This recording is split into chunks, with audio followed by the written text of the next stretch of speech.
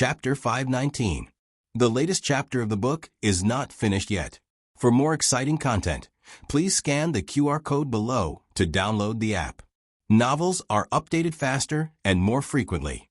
Millions of novels are free to read. Novels with content that can't be found online are all available here. Gu Jiao didn't have so much medicine to save an entire village. If she did, she wouldn't have chosen to stop the plague at its source.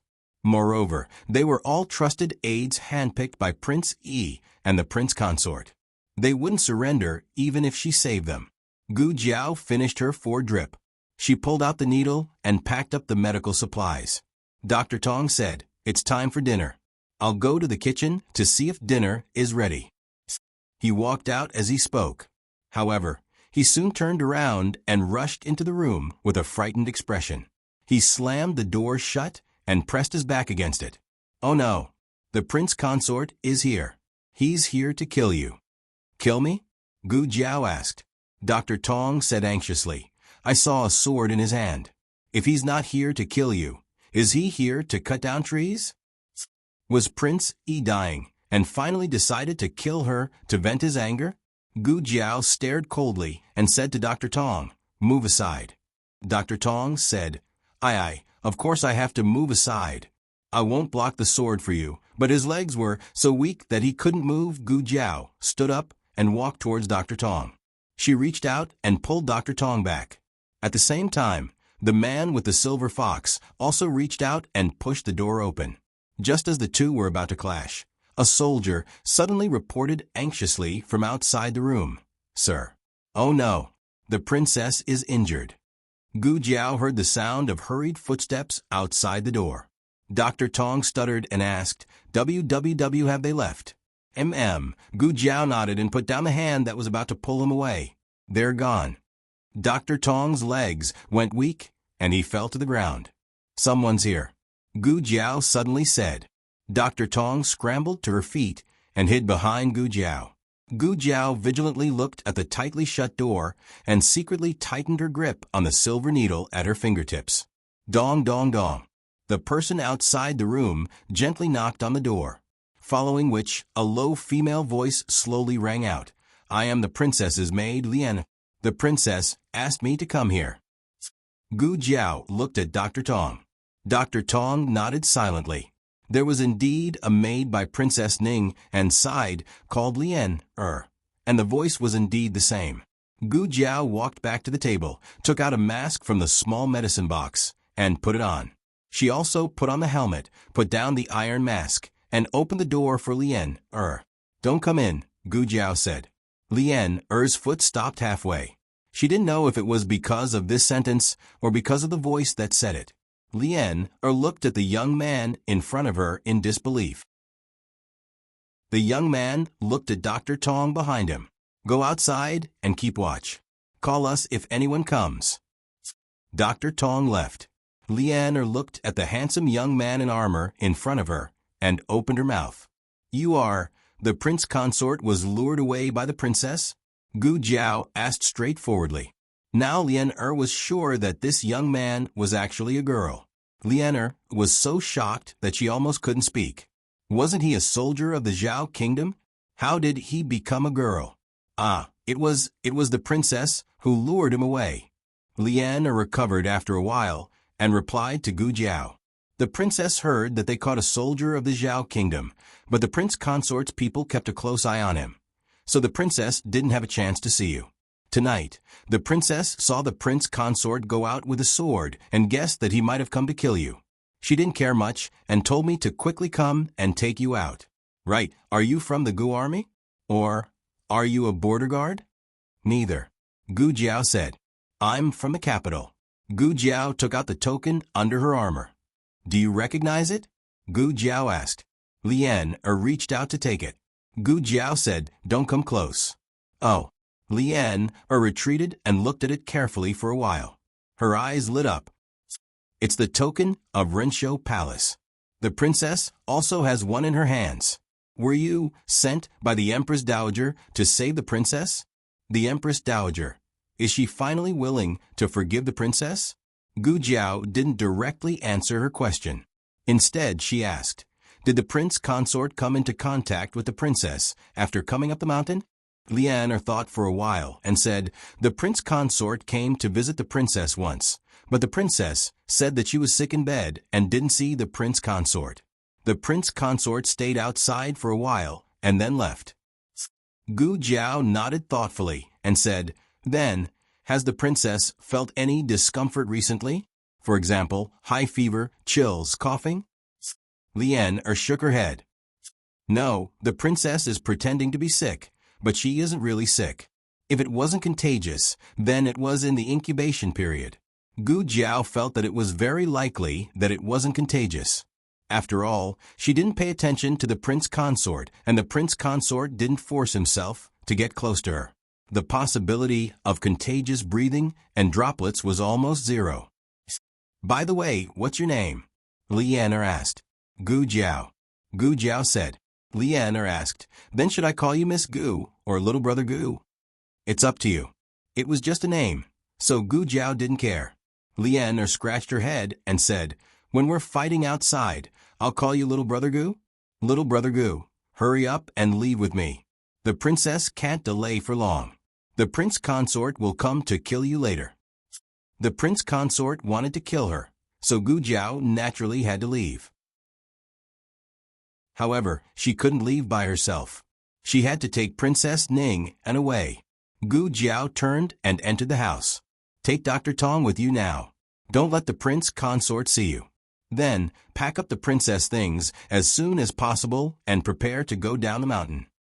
Leander subconsciously followed her in. As soon as one foot touched the ground, she remembered Gu Jiao's faintness. She coughed lightly and moved her foot back. "No, I can't disobey the princess's orders. The princess wants me to leave. If I don't take you with me, she'll be angry." Gu Jiao opened the small medicine box and took out a few masks. "Being angry is better than dying here. Besides, if I don't want to leave, you can't take me with you." Leander whispered, "Are you very good fighting? If I forcefully take you with me, will you knock me out?" "Gu Jiao," Leander cleared her throat and said seriously, "I know. I can't beat you. I'll report to the princess now." Gu Jiao gave the masks to Dr. Tong and asked her to put them on the princess and the people around her. "What about you?" Dr. Tong asked. "I'm going to get something," Gu Jiao said. Gu Jiao had more or less figured out the layout of this place from Dr. Tong's descriptions. 200 steps east was King Yi's residence. 30 steps north of King Yi's residence was Princess Ning, and the prince consort's residence. Gu Jiao avoided the patrolling guards and snuck into King Yi's courtyard, probably because they didn't want too many soldiers to be infected by King Yi. Some of the heavy guards had been removed. This made things easier for Gu Jiao. Dr. Tong had never been to King Yi's residence, so she couldn't give Gu Jiao a detailed description of a layout. Gu Jiao accidentally stumbled into King Yi's bedroom. King Yi was asleep, and there were only 2 doctors kneeling outside the screen to boil medicine for him. Gu Jiao tiptoed to King Yi's bedside. Gu Jiao pulled out her dagger, but put it away after taking his pulse. The illness was beyond cure, and there was no cure. She didn't want to waste her energy. Gu Jiao searched the room for a while. About 15 minutes later, she came out of King Yi's residence. At this time, the prince consort also happened to come out of his own courtyard. He carried his sword and walked toward the small room where Gu Jiao was imprisoned. Gu Jiao had to take Princess Ning away before he realized that she had escaped and returned. There wasn't much time left for her. She also had to find her red-tasseled spear. Gu Jiao snuck into the prince consort and Princess Ning's courtyard. "Little Brother Gu. Little Brother Gu." Dr. Tong tried her best to keep her voice low. Gu Jiao turned her head and walked towards Dr. Tong, who was at the corner. Dr. Tong didn't care about the boundaries between men and women.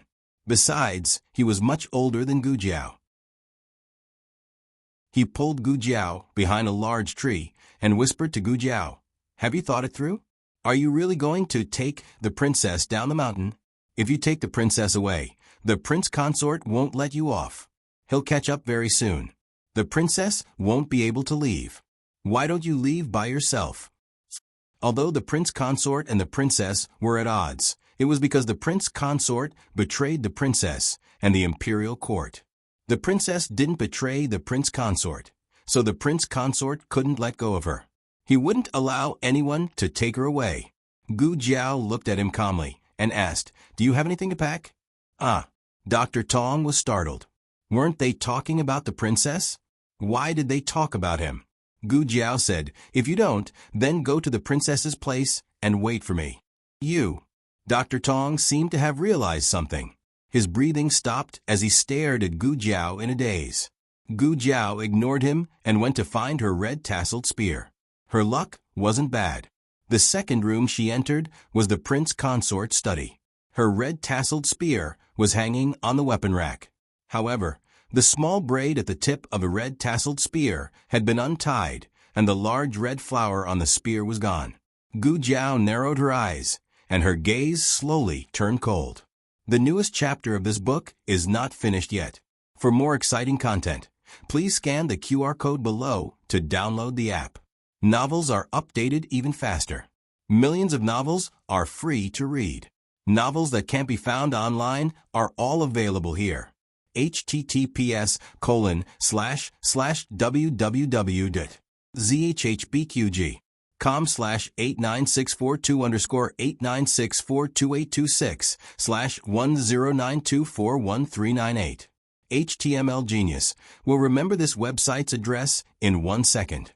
www.zhbqg.com Bikugo mobile reading website.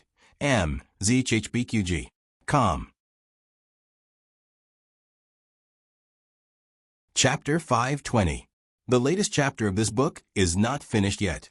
For more exciting content, please scan the QR code below to download the app. The novel will be updated at a faster rate. Millions of novels will be read for free. All the novels that cannot be found on the internet will be available here. On the other side, the man with a silver fox walked towards Gu Jiao with a murderous look. The patrolling soldiers were frightened by his imposing manner and did not even dare to salute him. It was no wonder that the man with a silver fox was so angry. He was smart all his life, but he was stupid at this moment. He had made such a big mistake in the hands of a brat. He was unwilling to admit his stupidity and did not want to regret. If he had not been obstinate and self-opinionated and listened to his uncle, what would have happened? But there were no ifs in this world, only consequences and results. He could not deceive himself. He regretted that he did not meet that soldier from the Zhao kingdom. If he was given another chance, he would definitely kill him without hesitation. It was too late to kill him now. But he had nowhere to vent his anger. He had to do something.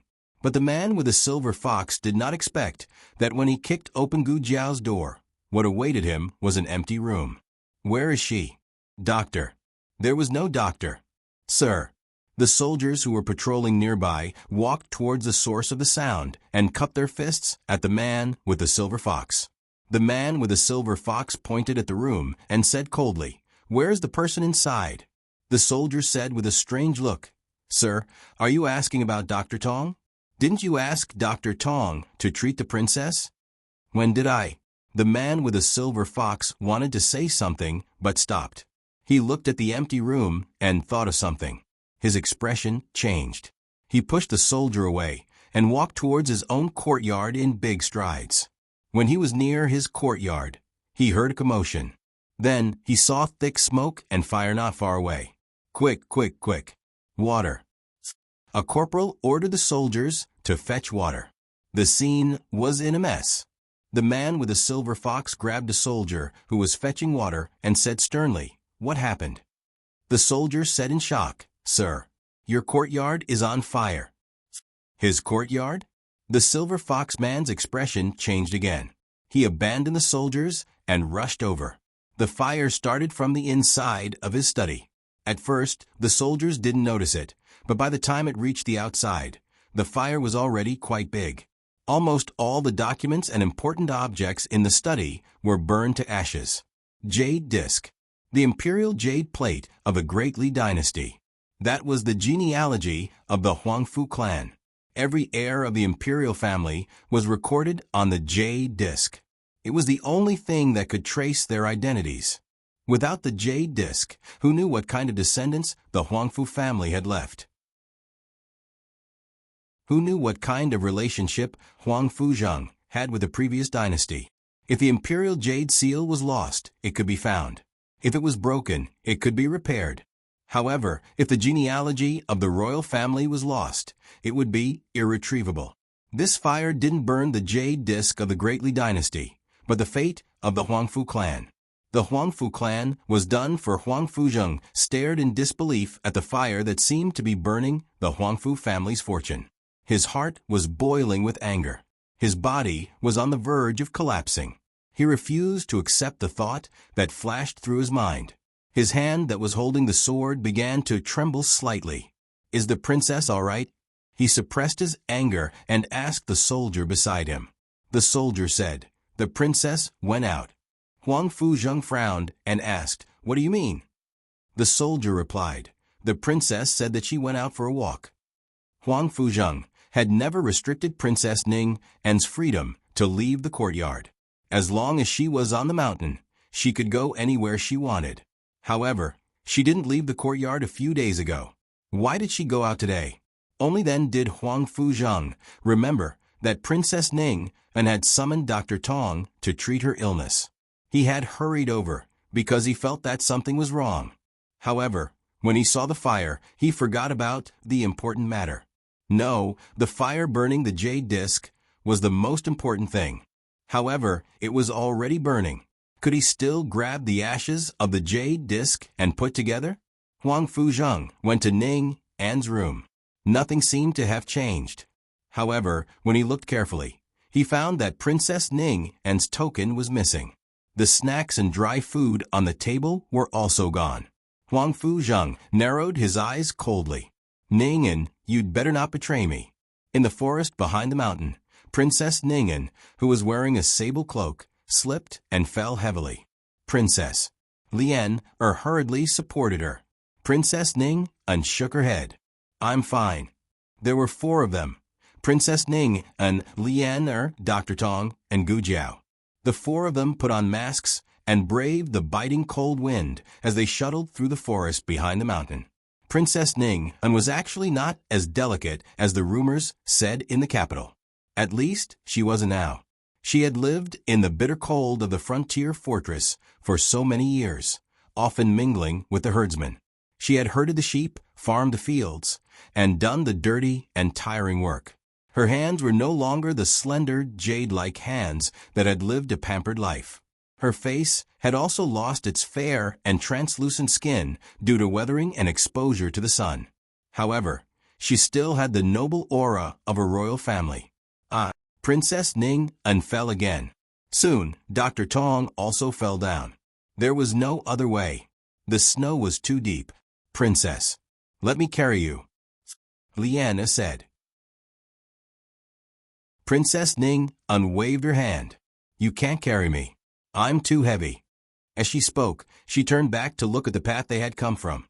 Even though it was night, the moonlight reflected off the snow made the entire back mountain appear very bright. Their mottled footprints could be seen all over the ground. "Let's go quickly. They'll catch up soon," Princess Ning An said, panting. Gu Jiao focused and asked Princess Ning An, "Where's the secret passage?" Princess Ning An raised her sore hand and pointed to the back of the forest. "Through this forest, there is an old well.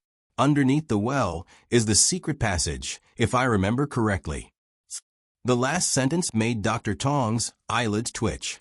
"Princess, what do you mean by, if you remember correctly? Do you know the secret passage or not?" Princess Ning An said awkwardly, "I only saw the blueprint of the secret passage in the study. I roughly remember." Dr. Tong was mute. If she remembered incorrectly and they were cornered, wouldn't they die even more miserably? "Let's go," Gu Jiao said. Dr. Tong gritted her teeth and followed. They had already escaped. There was no way they could go back. Lian and Dr. Tong supported Princess Ning An, while Gu Jiao held the red-tasseled spear and tried to keep a safe distance from them. They passed through the forest. and arrived near the ancient well. The ancient well was covered by a thick layer of snow. It took them a long time to find the cover.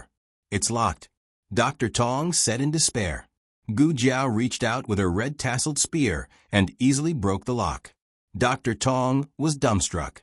Gu Jiao lit a match and threw it into the ancient well. She used the light to see the walls and bottom of the well. There was a rope ladder hanging from the wall of the well. The bottom of the well was empty. There was no danger at the moment. "I'll go down first," Gu Jiao said.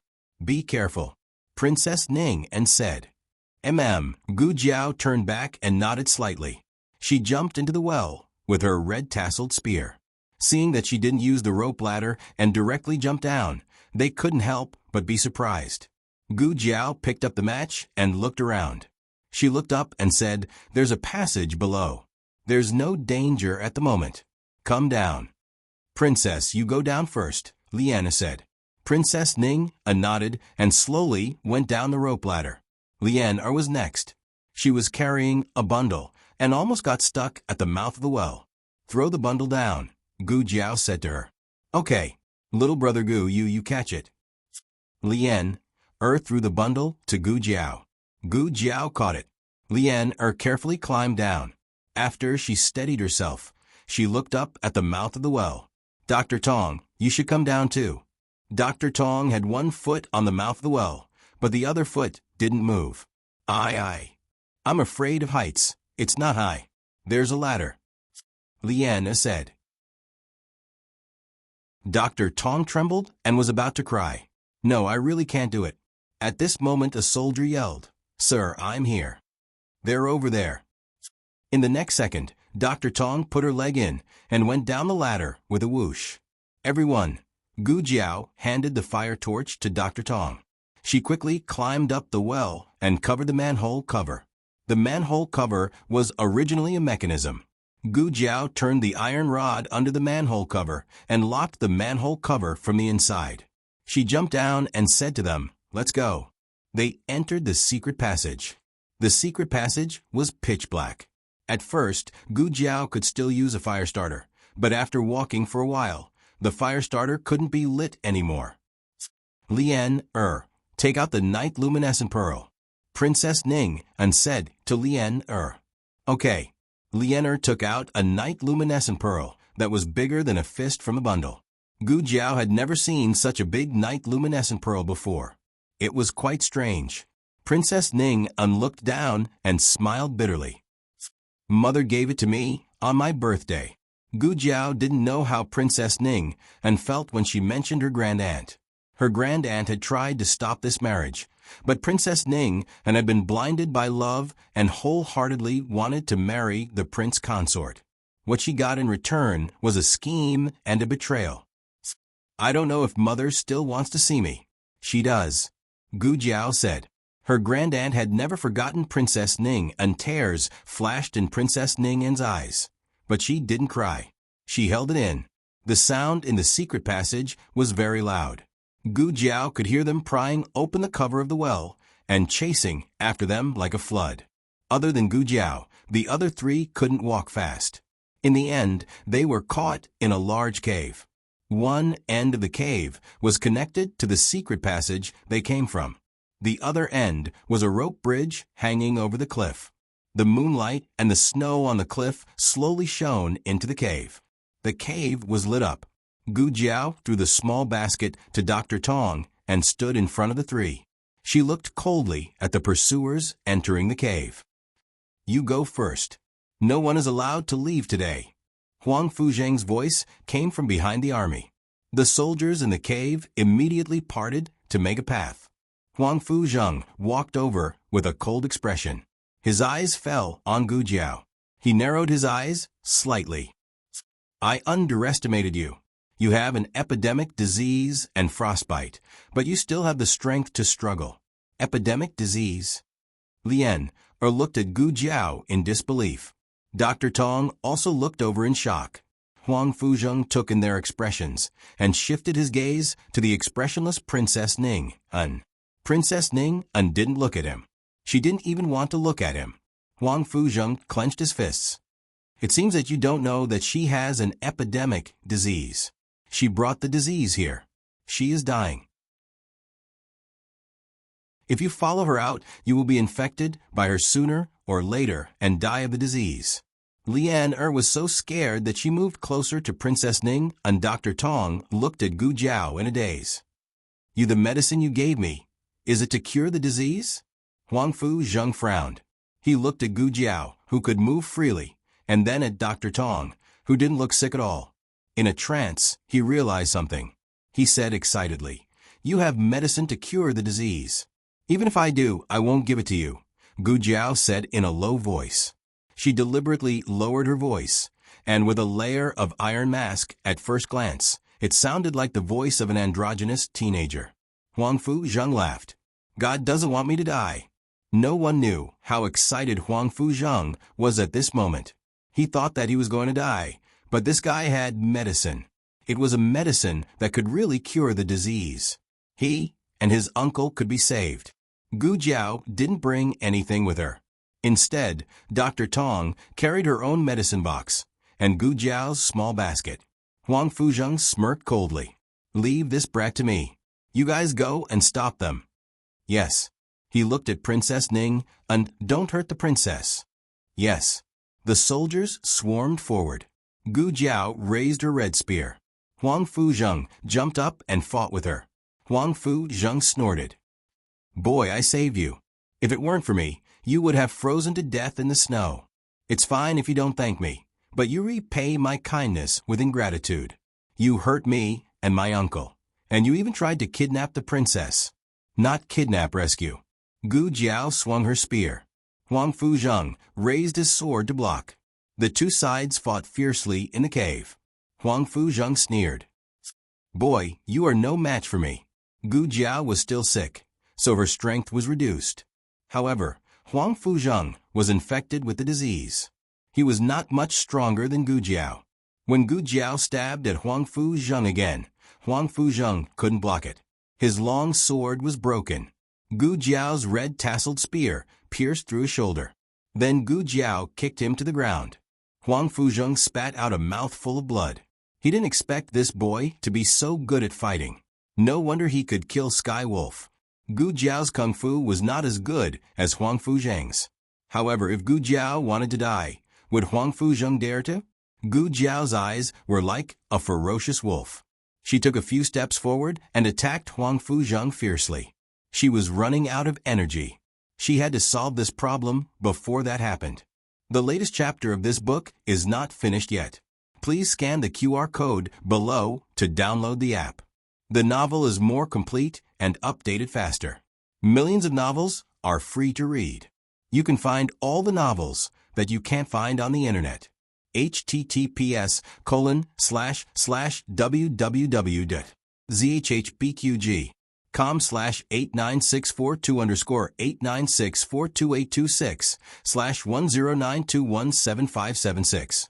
HTML Genius memorize the website's address. www.zhpqg.com Biku Pavilion's mobile reading website. zhpqg.com.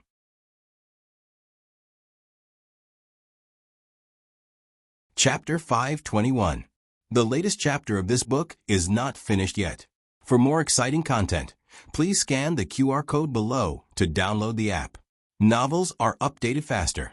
Millions of novels are free to read. Novels that can't be found online are all available here.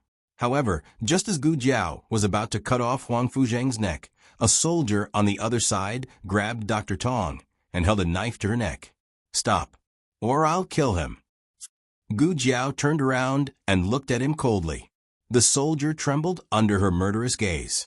Before the soldier could threaten her, Gu Jiao's red-tasseled spear flew out and pierced the soldier's head. Dr. Tong felt a hot wave of heat shoot toward his face. He closed his eyes and froze. He didn't dare to think if it was blood or brain matter. Huang Fu Zheng was shocked by the scene in front of him. He knew that the person who could kill Sirius wasn't an ordinary person, but he didn't expect her to be so decisive and ruthless. When he was threatened, he didn't hesitate at all. At that moment, Huang Fu Zheng's blood was boiling. He was excited, fearful, and looked up to an expert. Huang Fuzheng looked at Gu Jiao in disbelief. Gu Jiao stepped on his chest.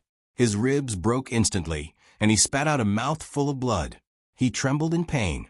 Gu Jiao looked down at him from above, her emotionless eyes filled with coldness. Killing someone wasn't scary. What was scary was how calm she was when she did it. Huang Fuzheng felt his soul tremble. Gu Jiao only needed a little more force to step on his ribs and into his lungs. At this critical moment, Huang Fuzheng still didn't give up and looked at Princess Ning. Princess Ning turned her face away. Ning, he said, enduring the pain. Princess Ning's throat moved. He didn't know if she heard him or not, but she didn't turn to look at him. Huang Fuzheng suddenly smiled. My uncle has no son. He once said that if he became the emperor, he would make me the crown prince. At that time, I thought that if I became the crown prince, you would be my empress. Ning, what's wrong with being the empress? Why don't you want it? They killed your mother. They are your enemies. You would rather return to their side than be my empress. Ning, are you done? Gu Jiao asked calmly. Huang Fuzheng coughed out a mouthful of blood. He withdrew his gaze from Princess Ning and looked at Gu Jiao mockingly. Do you really think you can leave after killing me? Do you know how much effort I put into building this secret passage? If I don't want you to leave, none of you can leave. Including the princess? Gu Jiao asked. Huang Fuzheng recognized that she was a girl. Unfortunately, his attention was not on Gu Jiao's voice. He said, yes, including her. Gu Jiao said again, you are dying, but you don't let her leave. Is this how you treat her? Huang Fuzheng gritted his teeth.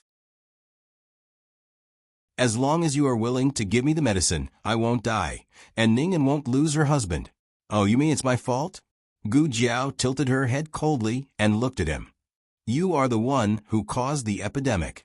Huang Fuzheng's confidence was completely crushed by her words. In the end, it was all about harming oneself. Huang Fuzheng was seriously injured. He was so angry that his intestines turned green with regret. He coughed out another mouthful of blood. Let him die on his own.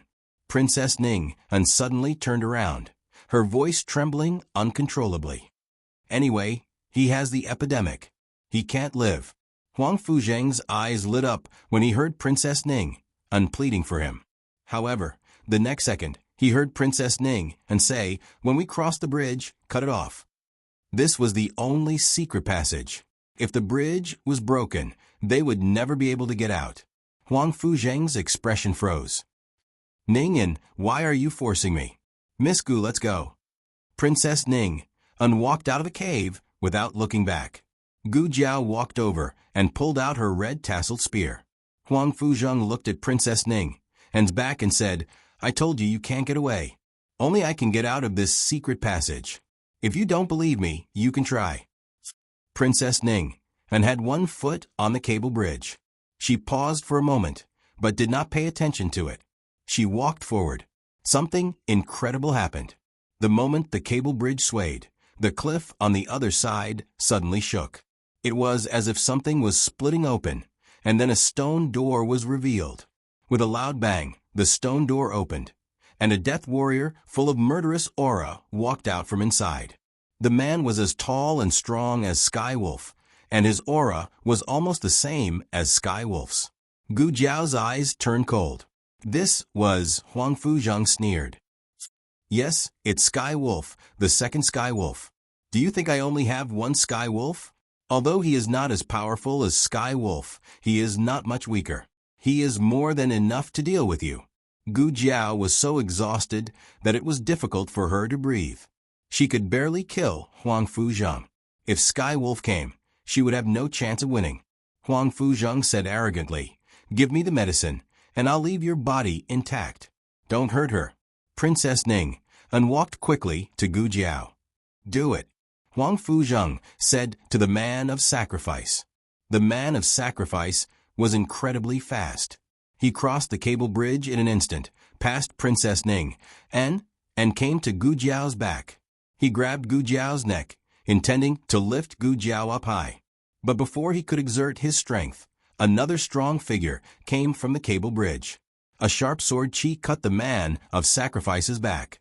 The man of sacrifice did not have time to dodge. He was hit, and the armor on his body cracked. Almost at the same time, Gu Jiao blocked his shoulder with a red tassel spear. She lifted her foot and kicked him in the chest, using the force to break free from his hands. The man of sacrifice was not injured by this kick, but after being hit twice, he was really angry. He raised his hand to grab Gu Jiao, but Gu Chongqing quickly flashed to Gu Jiao and stabbed the man of sacrifice's wrist. The man of sacrifice's wrist armor cracked. Gu Chongqing held Gu Jiao's waist. He stepped back a dozen steps and gently put his sister down at the entrance of the cave. His hand holding the sword was full of murderous intent. He looked at Gu Jiao with gentle and loving eyes. "Can you still walk? Cross the bridge first and wait for me there." Gu Jiao nodded. The soldiers in the cave were not a threat. They had been scared silly by Gu Jiao's headshot. Almost no one dared to stop her. Gu Jiao, Princess Ning, and the others got on the cable bridge. "Stop them," Huang Fuzheng shouted. Gu Chongqing blocked the entrance of the cave with his long sword. He looked coldly at the man of sacrifice charging at him. He said to Gu Jiao, "Get on the bridge and don't look back." "Okay." She did not look back. Gu Jiao led the way onto the bridge. Princess Ning and Lian followed closely behind. Dr. Tong brought up the rear, but he really was afraid of heights. This time, it was not an ancient well under his feet, but a bottomless abyss. And the cable bridge would shake. Sob, sob, sob. It was too difficult for him. "They're coming," Gu Jiao said. Dr. Tong waved her arms and leaped over with a whoosh. He was the first to reach the cliff on the other side. The sounds of fighting came from behind them. Cold wind blew from the cave towards the cable bridge. Gu Jiao smelled the thick scent of blood. She didn't know if it was the man of sacrifices or Gu Chongqing's. She was obedient. She did not look back. The group crossed the bridge and entered the cave on the other side of the cliff. Snow fell from the sky again. They could not see what was happening on the other side of the bridge, even if they wanted to. They could only hear the sound of bones breaking and blades breaking. Then, they heard footsteps on the cable bridge. The footsteps approached quickly, bringing with them a thick scent of blood and killing intent. Then, a loud bang was heard. Shockingly, the cable bridge behind them had been cut apart. Gu Jiao quickly turned around. The figure with the scent of blood and killing intent came over and gently pulled her into his embrace, but he did not let his blood-stained arm touch her. "Didn't I tell you not to look back? You're not obedient at all." His murderous aura dissipated in an instant. Gu Jiao's little head was against his chest. She pointed behind her. "That's behind me, I didn't look back." Gu Chongqing couldn't help smiling. His lips curled, twisting words. Gu Jiao sniffed. "You're injured." Gu Chongqing said, "No, it's his blood." "Is he dead?" Gu Jiao asked. He would not let off a single person that bullied his little sister. The snow that filled the sky poured into the cave. The death warrior was stabbed in the chest by a huge broken ice pillar. Beside him, the prince consort was stabbed in the heart by a sharp sword. He turned his head and looked at the cave on the other side of the rope bridge. Not only did Gu Jiao not look back, Ning didn't look back either. Princess Ning only saw half of the map. They had to figure out the rest of the way by themselves. They passed through countless caves in the mountain range. Even they weren't sure where they were at the end. Gu Chongqing carried Gu Jiao on his back, and her red-tasseled spear hung in front of him. "I'm sick," Gu Jiao said. "It's an epidemic, so you have to put me down," Gu Jiao said in a doctor's tone. It was very serious. However, to Gu Chongqing, it sounded like his sister was seriously ill, and his sister felt wronged. "It's my fault." Gu Chongqing apologized sincerely. "I didn't take good care of you." Gu Jiao, what was going on? Gu Jiao said, "I don't want you to carry me." Gu Chongqing said, "Then I'll carry you." Gu Jiao said, "I don't want you to carry me either." Gu Chongqing thought about it seriously. Then, should I let you ride on my neck? Gu Jiao. Gu Jiao put on a mask, and Gu Chongqing also put one on. In addition, Gu Chongqing also took the medicine to prevent the epidemic. Of course, Princess Ning, An and Lianer also took it. The brother and sister duo walked at the front. The other three already knew that Gu Chongqing was the young master of the Gu army, and that Gu Jiao was his sister. Along the way, Gu Chongqing would give anything good to his sister first. If he had to carry anything, he would only carry his sister. In his eyes, he was his sister's brother first, and then Princess Ning An's minister. How did you find this place? Gu Jiao asked. Gu Chongqing said casually, I asked an aide of the previous dynasty about the map of the stronghold and the secret passage. He didn't want her to know how he had asked her. He already knew why Gu Jiao went to kill Sirius. He didn't find Gu Jiao in the forest that day, so he returned to the governor's residence to see if he could find any clues. In the end, he really did learn a thing or two from an aide of the emperor's son-in-law who had been imprisoned. It turned out that the emperor's son-in-law had bought a group of powerful men of sacrifice from the Yen kingdom. The leader was called Sirius, and the second most likely was the one he had just killed. The emperor's son-in-law and prince, he found the plague victims to infect the Gu army, and the emperor's son-in-law bought Sirius from the Yen kingdom to deal with Gu Chongqing. They wanted Gu Chongqing's legs and made Gu Chongqing lose everything, so that he would live the rest of his life like a ghost. Gu Jiao must have accidentally learned of the emperor's son-in-law's plan. She did it for him. When he thought of this, Gu Chongqing's heart ached. He had the best younger sister in the world, so he also wanted to be her best older brother. You're disobedient, Dr. Gu sternly said before falling asleep on Gu Chongqing's shoulder. When Gu Chongqing heard the even breathing on his back, his eyes flashed with tenderness. He raised the cloak in his hand and gently covered her petite body. No matter how much she suffered, he would return the pain bit by bit. The biting cold wind and snow flew over, cutting his face like knives, but none of it blew on Gu Jiao's body. She fell into a deep sleep on his warm and broad back. The power of the previous dynasty had completely collapsed. The Chun Kingdom's army in Beiyang City and Yi City only had 80,000 soldiers left. On the 27th day of the 11th month, Gu Chongqing led the 60,000 Gu army to attack Beiyang City. In one night, they killed 20,000 of the enemy. Prince Bo was no match for them, so he led the remaining 20,000 Chun Kingdom soldiers to abandon the city and regroup with the 40,000 Rong army in Yi City.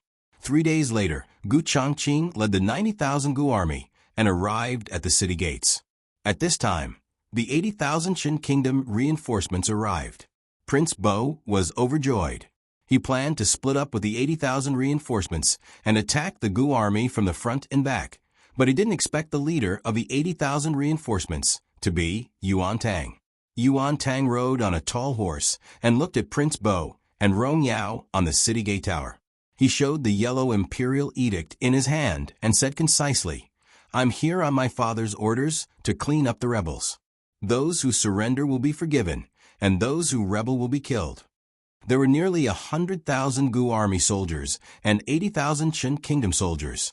Prince Bo and Rong Yao's 60,000 men were surrounded by enemies. There was no way they could win, not to mention that Yuan Tang had the imperial edict, so he had a good reason to attack. The morale of the 60,000 Chun Kingdom soldiers plummeted. Yuan Tang looked at Rong Yao and smiled obediently. "Uncle, my father wants to capture Prince Bo. If you kill him, you can redeem yourself." As he spoke, he seemed to be afraid that Rong Yao wouldn't believe him. He handed the imperial edict to a soldier and had the soldier bring it into the city. The imperial edict did say that the traitor prince, Bo, was to be killed. Rong Yao held the imperial edict and his eyes flashed. Prince Bo trembled. "Rong Yao, don't be fooled by this father and son. You've already rebelled. If you kill me, my brother won't let you go." Rong Yao said coldly, "The king won't let me go after I return to the capital. But if I don't kill you, Yuan Tang won't let me go now. So I'm sorry, Prince Bo." Gu Chongqing wasn't interested in fighting in the Qin kingdom, but if he could subdue the enemy without fighting, it would be a good idea. Prince Bo and Rong Yao began to fight on the city gate tower. Yuan Tang rode his horse calmly towards Gu Chongqing. The Gu army wanted to stop him, but Gu Chongqing raised his hand to stop them. The fact that Yuan Tang had come alone was enough to show his sincerity. Yuan Tang stopped in front of Gu Chongqing's horse, raised his eyebrows, and introduced himself. Dr. Gu's friend, Yuan Tang. Gu Chongqing looked at him deeply, straightened his back, and said with a rare, boastful tone, "Jiao Jiao's older brother, Gu Chongqing."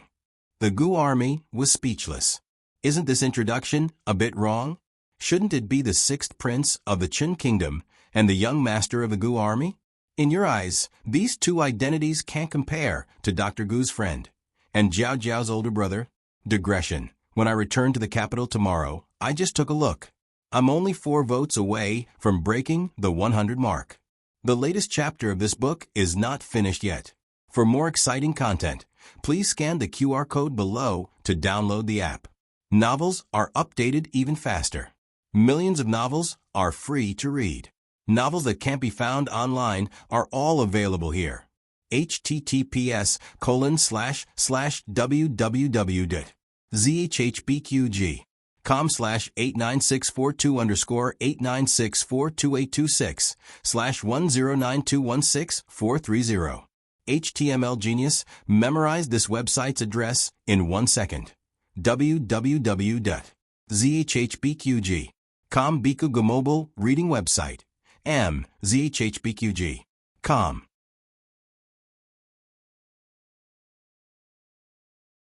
Chapter 522. The latest chapter of this book is not finished yet. For more exciting content, please scan the QR code below to download the app. Novels are updated faster and more frequently. Millions of novels are free to read. Novels that can't be found online are all available here. Prince Bo is a member of the royal family. Although he can be considered a martial artist, he can't be compared to Rong Yao, who is a famous general on the battlefield. In the end, Prince Bo was seriously injured by Rong Yao and died. I was reckless. I wanted to capture him alive, but this person was too difficult to deal with. I accidentally killed him. Please punish me, Your Highness. This is what Rong Yao said when he walked down the tower and came to Yuan Tang. Yuan Tang was still by Gu Chongqing's side, riding a tall horse. He looked down at his own uncle, Rong Yao. He laughed coldly in his heart. Even his uncle wouldn't believe this kind of nonsense. Well, if he didn't kill Prince Bo, what would happen if Prince Bo returned to the palace and said something unfavorable to Rong Yao? This uncle of his is really far-sighted and ruthless. But does he really think that without Prince Bo, nothing will go wrong? Yuan Tang looked at Rong Yao with a faint smile and said, "Uncle, you have worked hard. You have contributed greatly by killing the rebels. When we return to the capital, Father will definitely reward you accordingly." Rong Yao kneels down on one knee and says with a face full of fear and trepidation, "I don't dare to reward you. I only want to make up for my mistakes. I was also bewitched by Prince Bo. I really thought that everything was the Emperor's will. Who would have thought that this person made up the imperial edict and caused us to follow him on an expedition? Your Highness, please investigate this matter." Gu Chongqing's thin lips move. Rong Yao's face becomes very ugly. Rong Yao's youngest son, Rong Fu, died at the hands of Gu Chongqing. Rong Yao has a lot of resentment towards Gu Chongqing, but people under the eaves have to bow down. Yuan Tang looks at Gu Chongqing and then at Rong Yao and says, "Uncle, you are too serious. When we return to the capital, Father will investigate the truth. As long as you have a clear conscience, I believe that one day the truth will be revealed." A layer of cold sweat appeared on Rong Yao's forehead. He didn't dare to raise his head to look into Yuan Tang's eyes. He could already feel the threat from Yuan Tang. "Your Highness, may I have a word with you?" Rong Yao said to Yuan Tang. Yuan Tang rode his horse back to the camp of the Qin State's army. General Zhang looked at their backs and said to Gu Chongqing, "General, I'm afraid that the one surnamed Rong wants to fight. The 80,000 reinforcements from the state of Chun and the 60,000 soldiers from Yi City greatly outnumbered the Gu army. If they really fought, it would definitely be a bloody battle. There was no trace of anxiety on Gu Chongqing's face.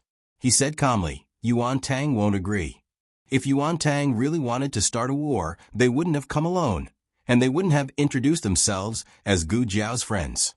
It wasn't clear what Yuan Tang said to Rong Yao, but Rong Yao was on the verge of exploding. Yuan Tang ignored him and ordered the 60,000 soldiers of the state of Chun to leave Yi City. Of course, this wasn't over. The state of Chun was the one who violated the peace treaty and started the war. All the losses would be borne by the state of Chun. For the state of Chun, which had already suffered losses, this was like adding fuel to the fire. But this time, Yuan Tang truly saw the cruelty of war and the terrible price it brought. If Yuan Tang was still thinking about starting a war with the state of Zhao when he was a hostage, then he no longer had such thoughts. War was a struggle for power between those in power, but the ones who paid with their lives were the innocent soldiers and civilians. Yuan Tang rode his horse to the camp of the Gu army again. He said to Gu Chongqing seriously, If you trust me, I want to escort Rong Yao back to the capital of the state of Chun. Later, I will personally go to the capital of the state of Zhao to ask for forgiveness and negotiate with the emperor. Yuan Tang was still a hostage of the state of Chun.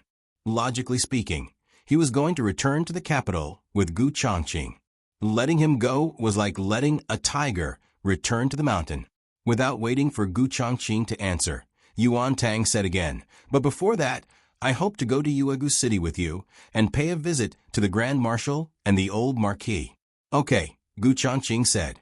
Yuan Tang had followed Gu Chongqing to ancient Moon City alone. This magnanimity and courage made people look at him in a new light.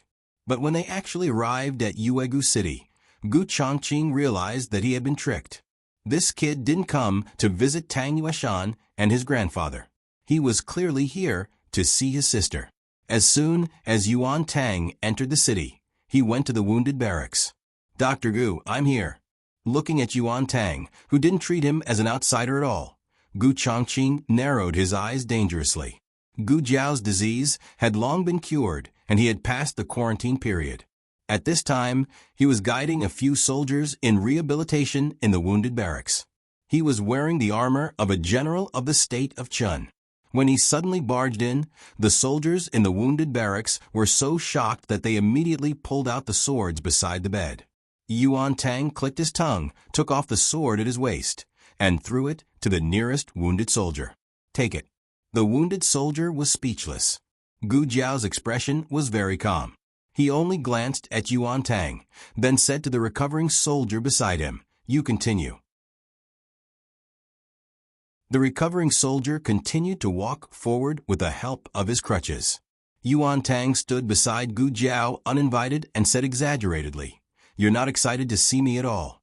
If I had known earlier, I wouldn't have come to see you. What's the matter? Gu Jiao asked. Yuan Tang opened his mouth, but it seemed that there was nothing. He clicked his tongue and said, Aren't you going to ask me what I'm doing at the frontier fortress? Gu Jiao said, Oh, to kill Prince Bo, or to kill Rong Yao. Yuan Tang was speechless. Here, for you.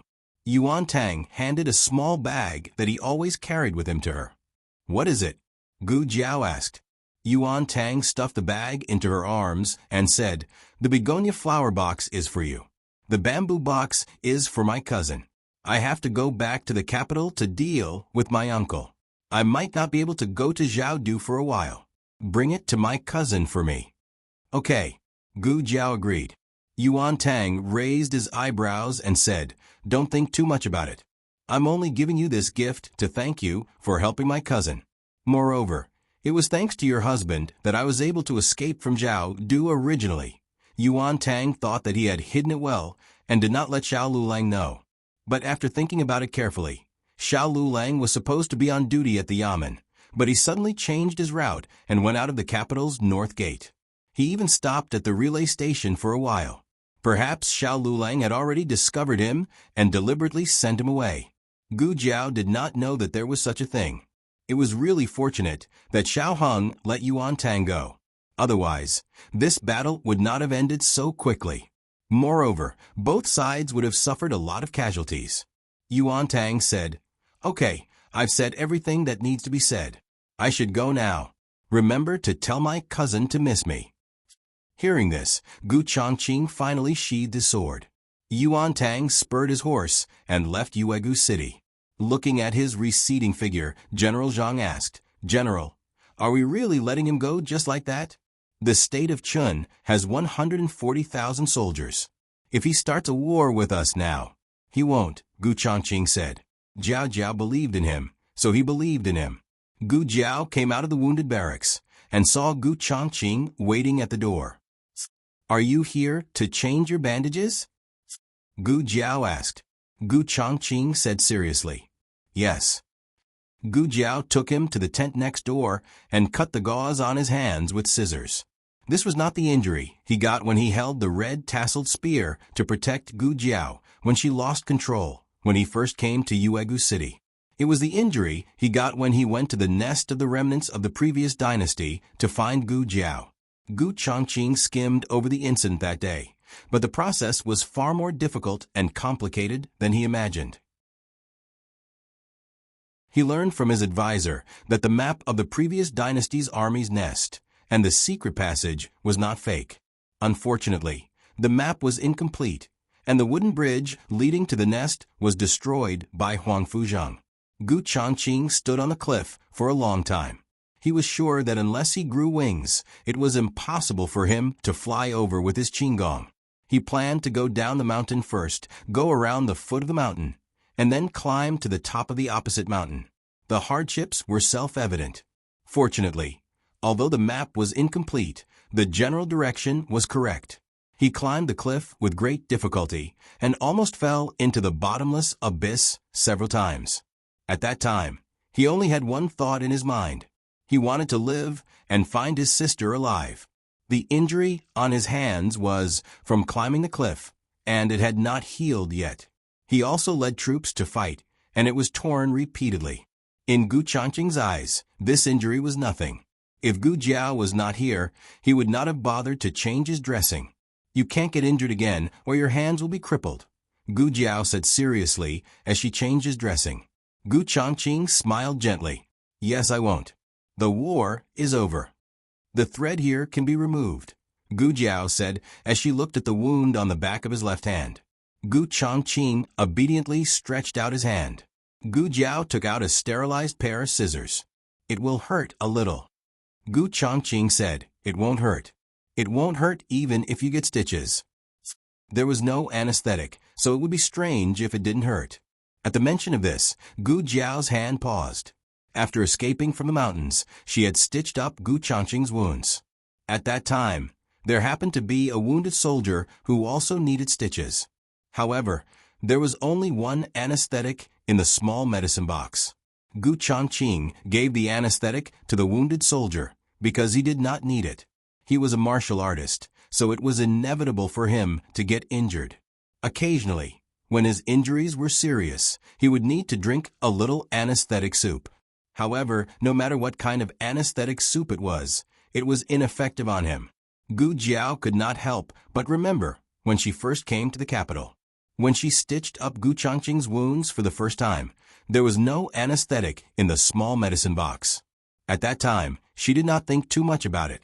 Now that she thought about it, perhaps the small medicine box had already determined that the patient could not tolerate anesthesia. So all the big and small wounds on his body were stitched up without anesthesia at all? Gu Chongqing stared at Gu Jiao and smiled gently. "It doesn't hurt really." Gu Jiao answered seriously, but her movements were much lighter. The war was over, and the plague patient had recovered. Now it was time for Gu Jiao's group to return to the capital. Tang Yueshan left behind a portion of the garrison. Gu Chongqing also left behind 20,000 Gu clan soldiers to assist in the reconstruction of the 3 cities after the disaster. After the governors of Beiyang City and Yi City were killed, the imperial court issued edicts overnight to appoint 2 new governors. When the new governors arrived at their respective residences, the Gu clan army and the imperial court's garrison were ready to go. Princess Ning was going to return to the capital with them. It was the old marquis's task to bring Princess Ning back to the capital. Currently, the old marquis was still recovering in bed, so Gu Chongqing came forward to ask Princess Ning for instructions. In the governor's residence, Gu Chongqing met with Princess Ning in the study. Ever since Princess Ning came down from the mountain, she had been staying in her room. She did not go out or speak to anyone. Gu Chongqing understood that the matter of the remnants of the previous dynasty had a great impact on her, so he never mentioned the war or the prince consort in front of her. Gu Chongqing cupped his hands in greeting and said seriously, "We'll be returning to the capital tomorrow morning. Does the princess have any other orders?" Princess Ning stared blankly at the snowy scenery outside the window. After a while, she muttered, on the way back to the capital, "Can we go to Ji City to pick up someone?" As she spoke, she seemed to be afraid of troubling Gu Chongqing, so she added, "There's no need for too many people. A few people will be enough. It won't be hard for him to pick up." Gu Chongqing roughly understood who they were going to pick up. He said, "I will go personally." "I want to go too." In another room in the governor's residence, Gu Chengfeng, who had already taken off the splint on his arm and was back to full health, exploded. He had finally recovered from his injuries and planned to go to the battlefield to fight to his heart's content. But in the end, he was told that the Chun kingdom had surrendered. He had just become a part of the Gu clan's army and had assumed the title for nothing. The main reason was that he wanted his eldest brother to witness his strength. "Okay," Gu Chongqing agreed. Gu Chengfeng was excited the entire night. Finally, he could go on a mission with his eldest brother. Unexpectedly, when he walked out of the military camp fully armed, he saw Gu Jiao by his eldest brother's side. Gu Chengfeng's face instantly darkened. "She's going too? Wasn't it just him? Why did a servant girl have the honor of fighting side by side with his eldest brother? Get on the horse." Gu Chongqing patted his horse and said, "Humph, that's more like it."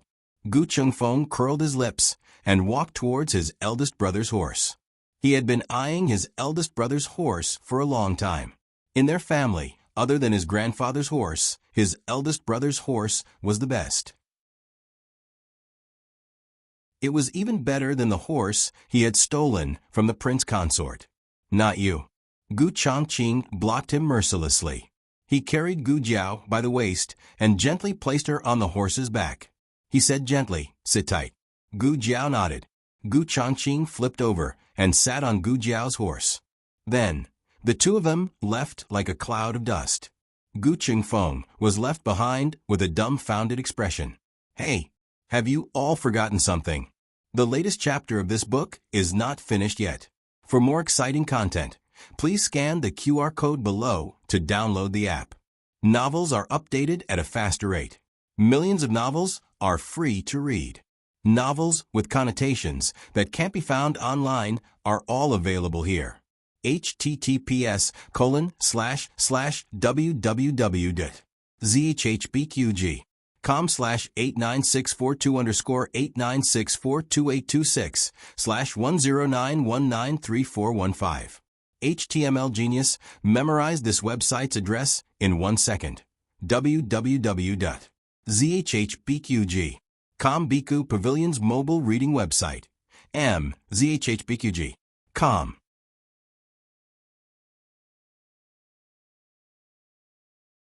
Chapter 523. The latest chapter of this book is not finished yet. For more exciting content, please scan the QR code below to download the app. Novels are updated faster and more frequently. Millions of novels are free to read. Novels with content that can't be found online are all available here. The person Gu Chongqing and Gu Jiao were going to pick up was the son of Princess Ning and Huang Fuzheng. He was 13 years old this year. When Princess Ning mentioned him, she didn't say much. She only said, "He's not in good health." But when the three of them arrived at the address Princess Ning provided, they realized that they had underestimated the meaning of not in good health. It was a young man sitting in a wheelchair. His cheeks were thin, and his skin was pale. He was wrapped in a thick cloak, and the fox fur on his collar fluttered in the cold wind. He had a pair of long and narrow eyes, very much like his father's, and his nose and mouth were very much like his mother's. He sat in the yard full of green bamboo, with only 4 guards around him. When he saw the 3 brothers and sisters in armor, his expression didn't change at all. He just held the wheels of the wheelchair with both hands and said lightly, "You're here to pick me up?" "Ah, yes," Gu Chengfeng said blankly. "Let's go." He pushed the wheelchair. Gu Chongqing stared at him and didn't say anything. He walked forward and went behind him to push the wheelchair. "I'll do it." He let go of the wheelchair. "Well, aren't you going to ask who we are?" Gu Chengfeng asked him doubtfully. He said, "If you're not my father's men, then you're my mother's men. My father's army was defeated, so I guess that you were sent by my mother." "Quite smart," Gu Chengfeng muttered. Sigh, to be honest, Gu Chengfeng was a little disappointed. He thought that they were here to save someone, but who would have thought that they were really here to pick him up? He wanted to fight and show his brother his kung fu, but it was a waste. Gu Chongqing pushed the young man out the door. Gu Jiao stood at the door, leaning against the door frame with her arms crossed. When Gu Chongqing pushed the wheelchair over, Gu Jiao glanced at his leg. It was not out of any offense or curiosity. It was purely a doctor's diagnosis of a patient. Unfortunately, his legs were covered with a thick blanket, so Gu Jiao couldn't see anything. In the house, there was a special carriage for the young man. The door at the back could be opened, and when it was lowered, it would be a landslide. Gu Chongqing pushed the wheelchair up, and Gu Chengfeng helped to close the door. "Are they leaving together?" Gu Chongqing looked at the 4 guards in the house. The young man said indifferently, "Does the capital lack people to serve me?" There was nothing wrong with his words, but it made people feel that he was not easy to get close to. However, Gu Chongqing originally had no intention of getting close to him. On the way back to the capital, they were lord and minister. Perhaps after returning to the capital, they would become strangers who would never see each other again. There was something on the floor of the carriage to secure the wheelchair, but Gu Chongqing was not familiar with it, so the young man did not remind him. When the coachman was about to start the carriage, Gu Jiao said, "Wait." The coachman stopped. Gu Jiao lifted the curtain and got into the carriage. She pulled out a few wooden buckles hidden in the floor and stuck them on the wheels of the wheelchair. During the entire process, she did not deliberately touch the young man's legs. After doing this, she glanced at the young man, then turned and got out of the carriage. They had set off first, and the army was still behind them. Gu Chongqing found a relay station that they had to pass through on the way back to the capital. He asked for 2 rooms, one for Gu Jiao and one for the young man. The army would arrive at night, so Gu Chongqing and Gu Chengfeng slept in a tent. After the young man entered the relay station, he fell asleep and did not come out to eat dinner. The 3 siblings made a bonfire in the courtyard and roasted some sweet potatoes and bacon. Gu Chongqing brought some food to the stable to feed the horses. Gu Chengfeng and Gu Jiao sat next to the fire. Gu Chengfeng moved closer to Gu Jiao and whispered, "Hey, don't you think that kid is strange?" "How is he strange?" Gu Jiao flipped over the bacon on the fire. Gu Chengfeng swallowed and used a stick to stick a roasted sweet potato. He lowered his voice and said, "His father died, but he doesn't seem to be sad. And his personality, it always gives me a gloomy feeling. And his legs, what do you think is wrong with his legs? Is he injured or crippled?" As Gu Chengfeng spoke, he suddenly felt that something was wrong. He turned his head and saw that the young man had come out of a room at some point. He was sitting in a wheelchair with a cold wind blowing in. He was as gloomy as a ghost from the underworld. Gu Chengfeng had always been bold, but this time he could not help but feel his hair stand on end. The sweet potato in his hand dropped. Gu Jiao looked at him calmly, then looked away and continued to roast the meat. "What are you roasting?" the young man asked. "Bacon." Gu Jiao said, "I want to eat too." The young man said. Gu Jiao flipped the meat. "I'll send it in when it's done." The young man refused. No, I want to eat here. There were steps from the house to here. He could not go down by himself. Gu Chengfeng composed himself and walked over.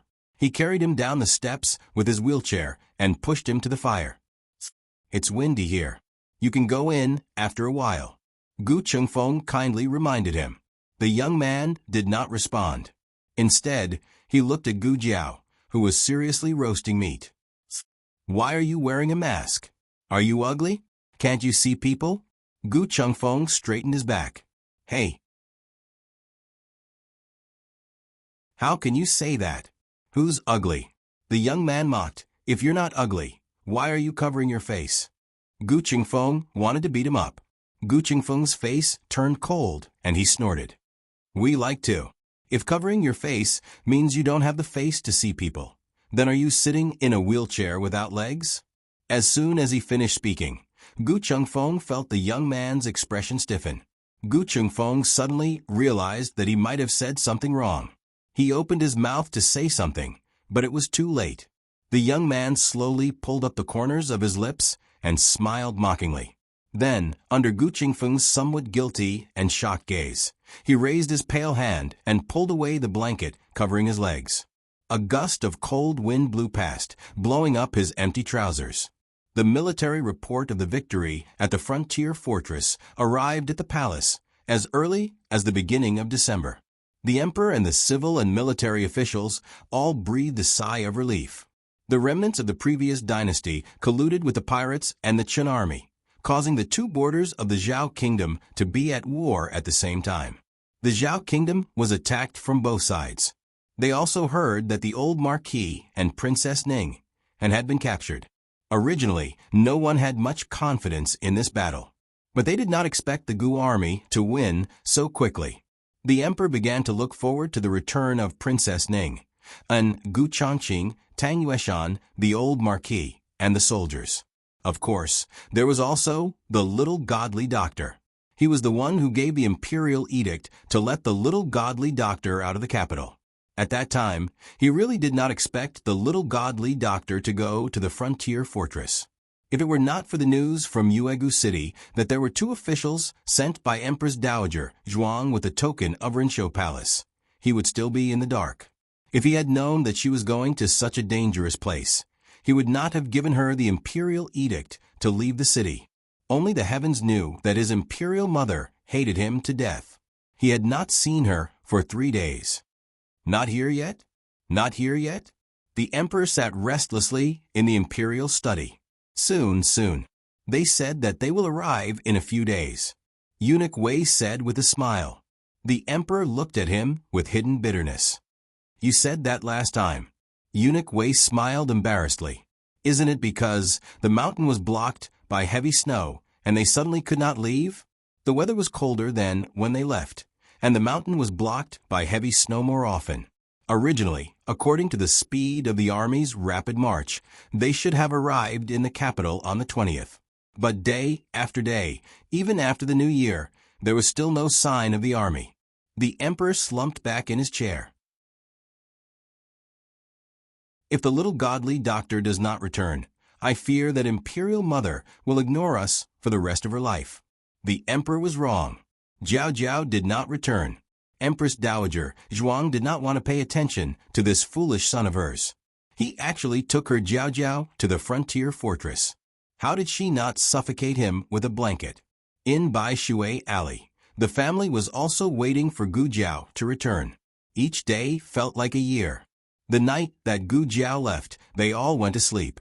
It was only the next day that Xiao Heng told them that Gu Jiao had gone to the frontier fortress. Yao Shi almost fainted on the spot. The frontier fortress was at war. How could her daughter go to that kind of place? Gu Yan was used to Gu Jiao's existence. When she suddenly left, Gu Yan felt as if he had been cut in half and taken away. Gu Xiaoshun was also very worried and sad. He grew up with Gu Jiao. He spent the most time with Gu Jiao and the shortest time apart. Therefore, he was the one who was not used to it. Little Jing Kong woke up and found that Gu Jiao was not there. He almost cried. Then he saw the letter that Gu Jiao left for him. Then he held back his tears. Jiao Jiao was not in the capital. It was useless for him to cry. He wanted to keep his tears and cry for Jiao Jiao when he came back. Xiao Hong was now working in both the Imperial Hanlin Academy and the Ministry of Justice. The Ministry of Justice was more informed than the Imperial Hanlin Academy. The Ministry of Justice and the Ministry of War were the first to know if there was any movement on the front line. Whether it was for official business or for personal reasons, Xiao Hong spent more time in the Ministry of Justice than in the Imperial Hanlin Academy. He opened countless letters. Is the mountain blocked by the heavy snow again? Minister Xing asked Xiao Hong, who was sorting out the letters, as he wrote the memorials. Xiao Hong put away the letters and said in his usual tone, "Yes, they were delayed in Sangzhou." Minister Xing frowned and said, "Sangzhou is at least 7 or 8 days away from here. I'm afraid the army won't be able to come back before the new year." The day after tomorrow was New Year's Eve. Even if the army didn't stop, they wouldn't be able to come back to the capital.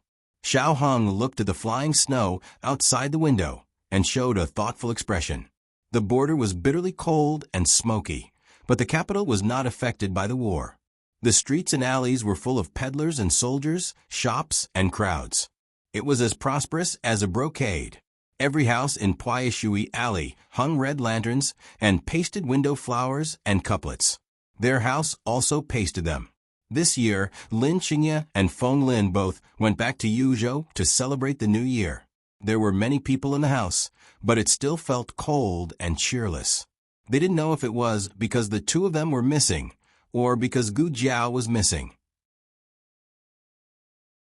The little loudspeaker didn't blabber anymore. His great-aunt also didn't play mahjong with the neighbors. Madame Yao's youngest son was 3 months old, but he was very obedient. He didn't cry or make a fuss. It was as if there was no baby at home. Little Jing Kong stood at the doorstep. His small arms were stretched out behind his back. His small body fluttered, and his small head looked at the alleys on both sides. Jiao Jiao. He wanted to Jiao Jiao. The sound of a carriage came from the door. Little Jing Kong excitedly ran out with his short legs. After running for a while, he realized that it was his bad brother-in-law who came back. Little Jing Kong's small face darkened. He said disappointedly, "Why is it you?" Xiao Hong got out of the carriage and tapped his forehead. "Why isn't it me?" "Humph." Little Jing Kong turned his face away. "Let's go," Xiao Hong said to him. Little Jing Kong slowly followed behind him. He looked back 3 times with every step. Xiao Hong walked in front. He didn't need to look back to know what he was doing. Stop looking. Jiao Jiao won't come back today. Little Jing Kong asked, "Why?" Xiao Hong said, "The heavy snow has sealed the mountain. The army can't leave." Little Jing Kong asked, "Can Jiao Jiao come back tomorrow?" Xiao Hong said, "I don't know." Little Jing Kong asked, "What about the day after tomorrow?" "The day after tomorrow is New Year's Eve. It's my birthday. Can Jiao Jiao come back in time to celebrate with me?" Xiao Hong said, "You weren't born on New Year's Eve." Little Jing Kong put his hands on his waist and stomped his feet. "The abbot said that my birthday is on New Year's Eve. That's New Year's Eve. Jiao Jiao also celebrated my birthday on New Year's Eve." Xiao Hong smiled. He didn't argue with him. Instead, he stopped and rubbed his little head that had grown some hair. "Let's go in." Early the next morning, Little Jing Kong sat on the threshold. He waited from dawn to dusk. He waited until he became a light shui, but Jiao Jiao still didn't come back. Guyan walked over and led the little guy in. After midnight, it would be New Year's Eve. The army was still trapped in the snowy mountains of Sangzhou. It was destined that they wouldn't come back this year. At night, the family sat by the fire in the central room. Suddenly, there was a knock on the door in the front yard. They were all startled. Jiao Jiao. Little Jing Kong was the first to rush out. However, it wasn't Gu Jiao Jiao who came. It was Granny Zhou. She came to deliver dumplings. "Thank you, Granny Zhou." Little Jing Kong politely took the basket and thanked her. He carried the basket back to the central room. As soon as he sat down, there was another knock on the door. This time, it was Gu Xiaoshun who rushed out. Gu Yan also wanted to rush out, but he was a little sickly boy. He couldn't outrun the two of them. Unfortunately, it wasn't Gu Jiao Jiao this time. It was Aunt Lu. Aunt Lu came to deliver spring rolls. When the door was knocked on for the third time, Secret Guard A rushed out. He received a murderous look from his young master. Either he opened the door, or he died. Aya, so cruel. Master Zhao, thank you.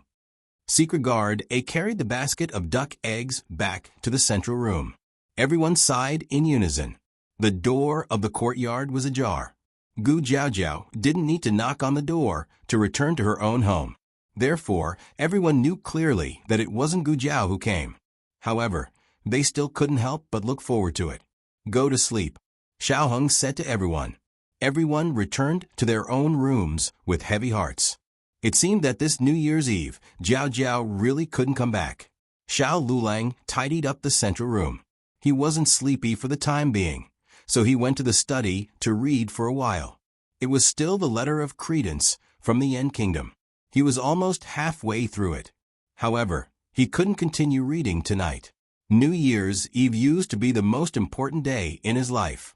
It was the day he came to this world, and it was also the day he died in that fire. Coincidentally, it was also midnight. Xiao Lulang looked at the hourglass on the wall. It was midnight again. He closed the book in his hand and went to the quiet courtyard. He looked at the swing that Gu Jiao personally made and was a little lost in thought. Dong. Something hit the door of the courtyard. Xiao Lulang came back to his senses. He frowned and walked towards the door. Senior servant Fang bolted the door before going to bed. Xiao Lulang paused for a moment and then took down the bolt. He opened the vermilion door, and a biting cold wind and snow poured in. After the wind and snow filled the sky, a small figure dressed in green sat against the wall on the threshold. One of her slender legs was bent, and the hand holding the horsewhip was on her knee. Her black hair was messed up by the wind and snow, and her lips were dry and cracked. She was covered in wind and rain and looked a little embarrassed. She leaned against the corner of the wall and gasped for breath. She raised her head and looked deeply at him with her eyes that were still clear despite being covered in wind and sand. The corners of her lips curved, and she said, "Happy birthday, Lord Xiao." The latest chapter of this book is not finished yet. For more exciting content, please scan the QR code below to download the app. Novels are updated faster and more complete. Millions of novels are free to read. All the novels that can't be found online are available here. https://www.zhbqg.com/89642826/1091922720. HTML Genius memorized the website address in 1 second. www.zhbqg.com Biku Pavilion Mobile Reading Website. zhbqd.com.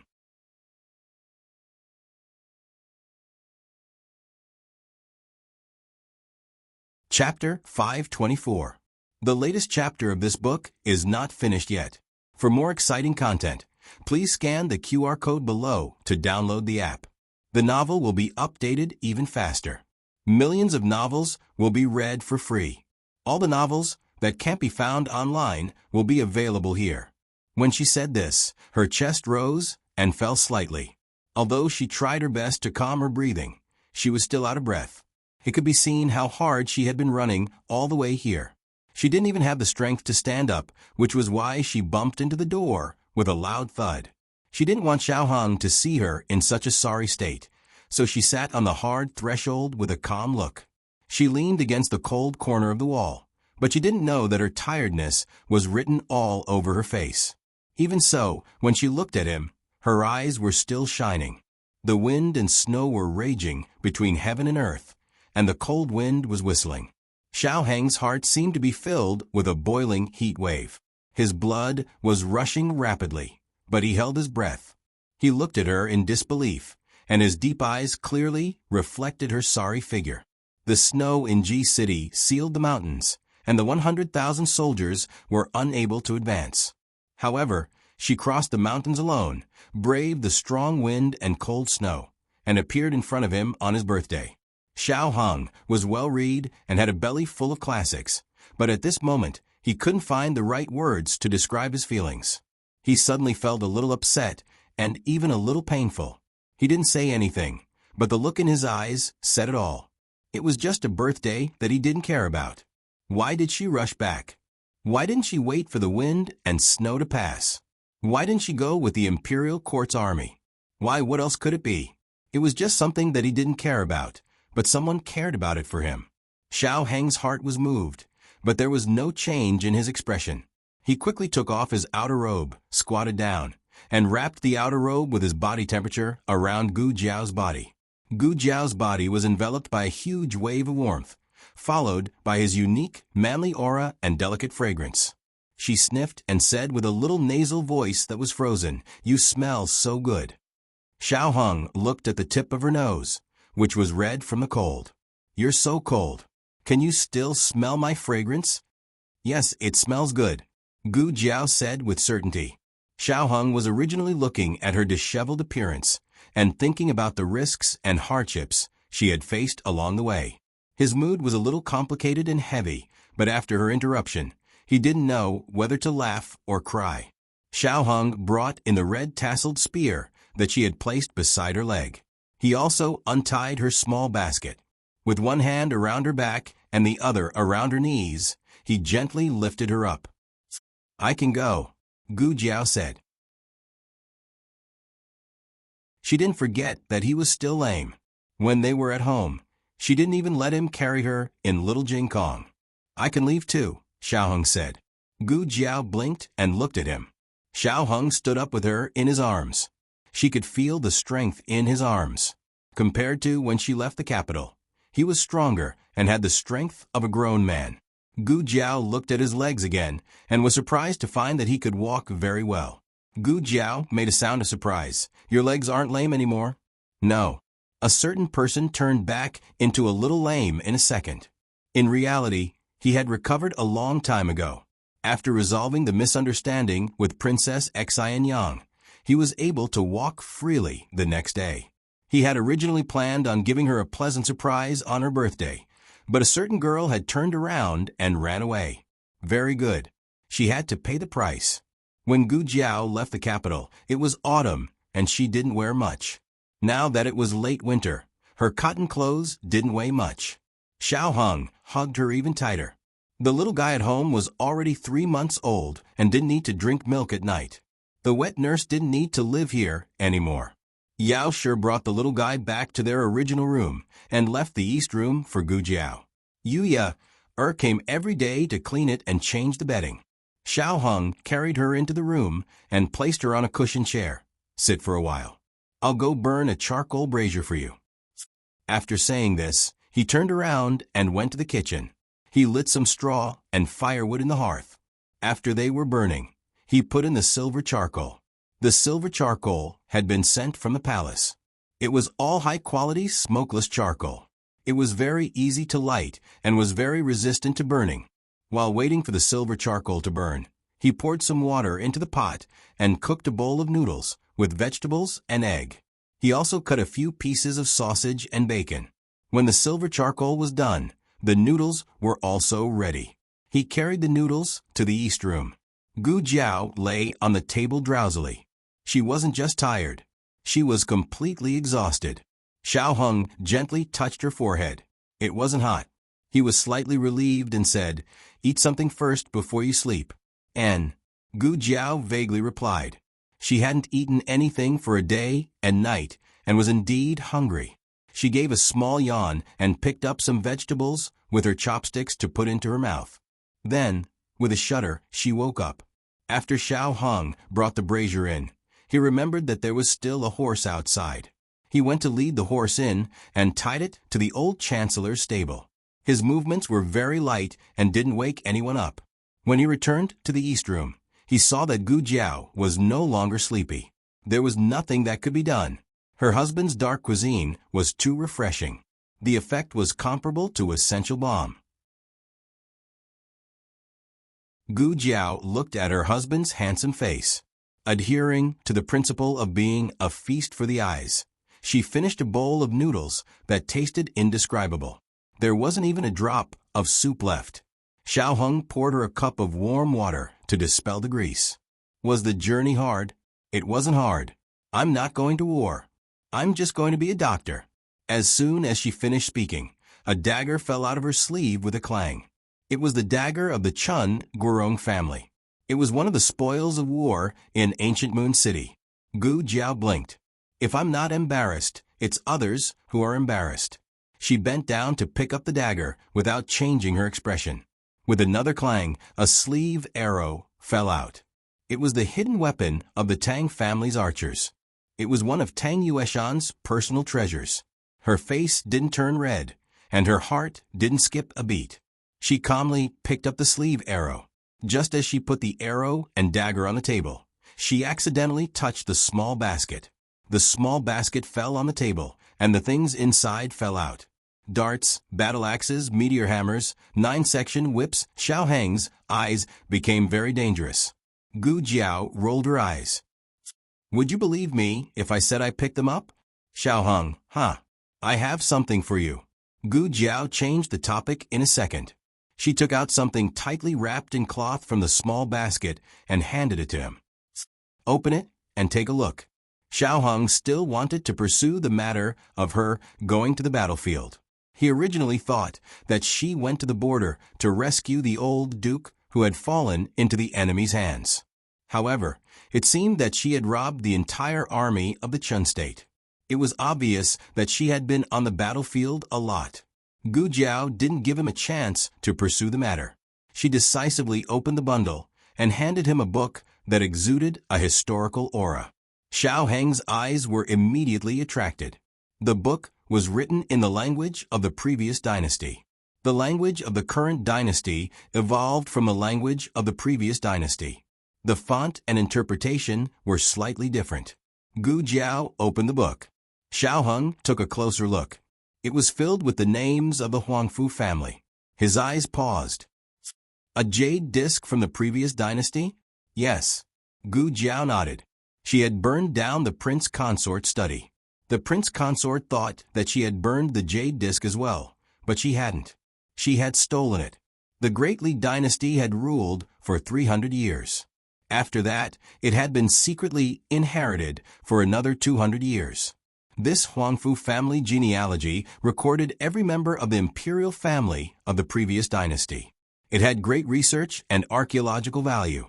This kind of ancient book was as attractive to Hanlin officials as a divine weapon was to peerless experts. Xiao Heng's eyes moved slightly. How did you get it? Gu Chengfeng stole it. Gu Jiao immediately threw the blame to him. Gu Chengfeng, who was sleeping with his sword in the snow mountain, sneezed fiercely. Do you like it? Gu Jiao looked at him. Xiao Hung nodded. Yes, I like it. This book might have been exchanged with her life. How could he not like it? The book was very light, but it felt like it weighed 1,000 pounds in his hands. Gu Jiao looked at him with a pair of clear and bright eyes. She looked somewhat obedient. If the soldiers of the Chun kingdom who had been killed by her were here, their jaws would drop. Was this still the cruel and cold-blooded god of death? This was a little white rabbit. And this. Gu Jiao took out a small metal box the size of a palm from her purse. I heard that the pine smoke ink of the Chun kingdom's imperial family is the best ink in the world. Try using it to draw. Green ink is not bad. Unfortunately, there are only 2 pieces. Prince Bo has a master who makes brushes. He made a new one for me.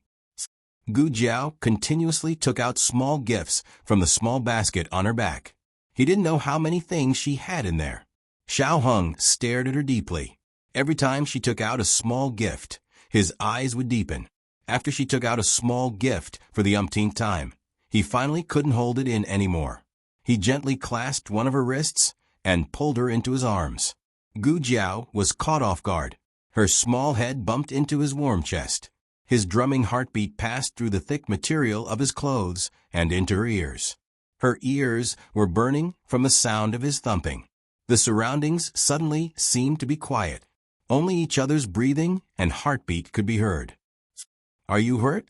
He asked in a hoarse voice. Digression. Writer's block is a little bad. Get up tomorrow to write. The latest chapter of this book is not finished yet. For more exciting content, please scan the QR code below to download the app. Novels are updated faster and more complete. Millions of novels are free to read. Novels with connotations that can't be found online are all available here.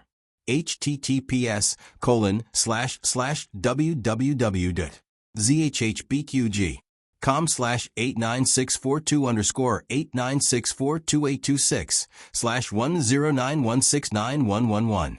HTML Genius memorized this website's address in 1 second. www.zhbqg.com Bikuga mobile reading website. zhbqg.com.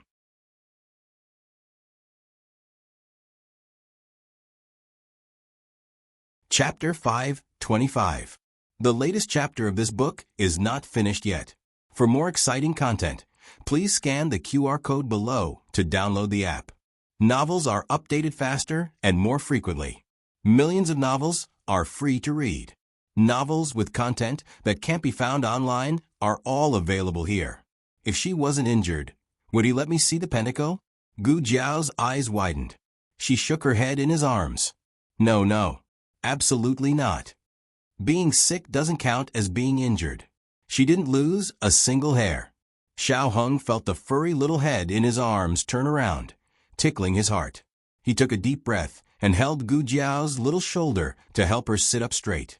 Then he looked into her eyes, without blinking. You really aren't injured? Gu Jiao met his gaze calmly. I'm really not injured. She would never admit that she had almost died several times.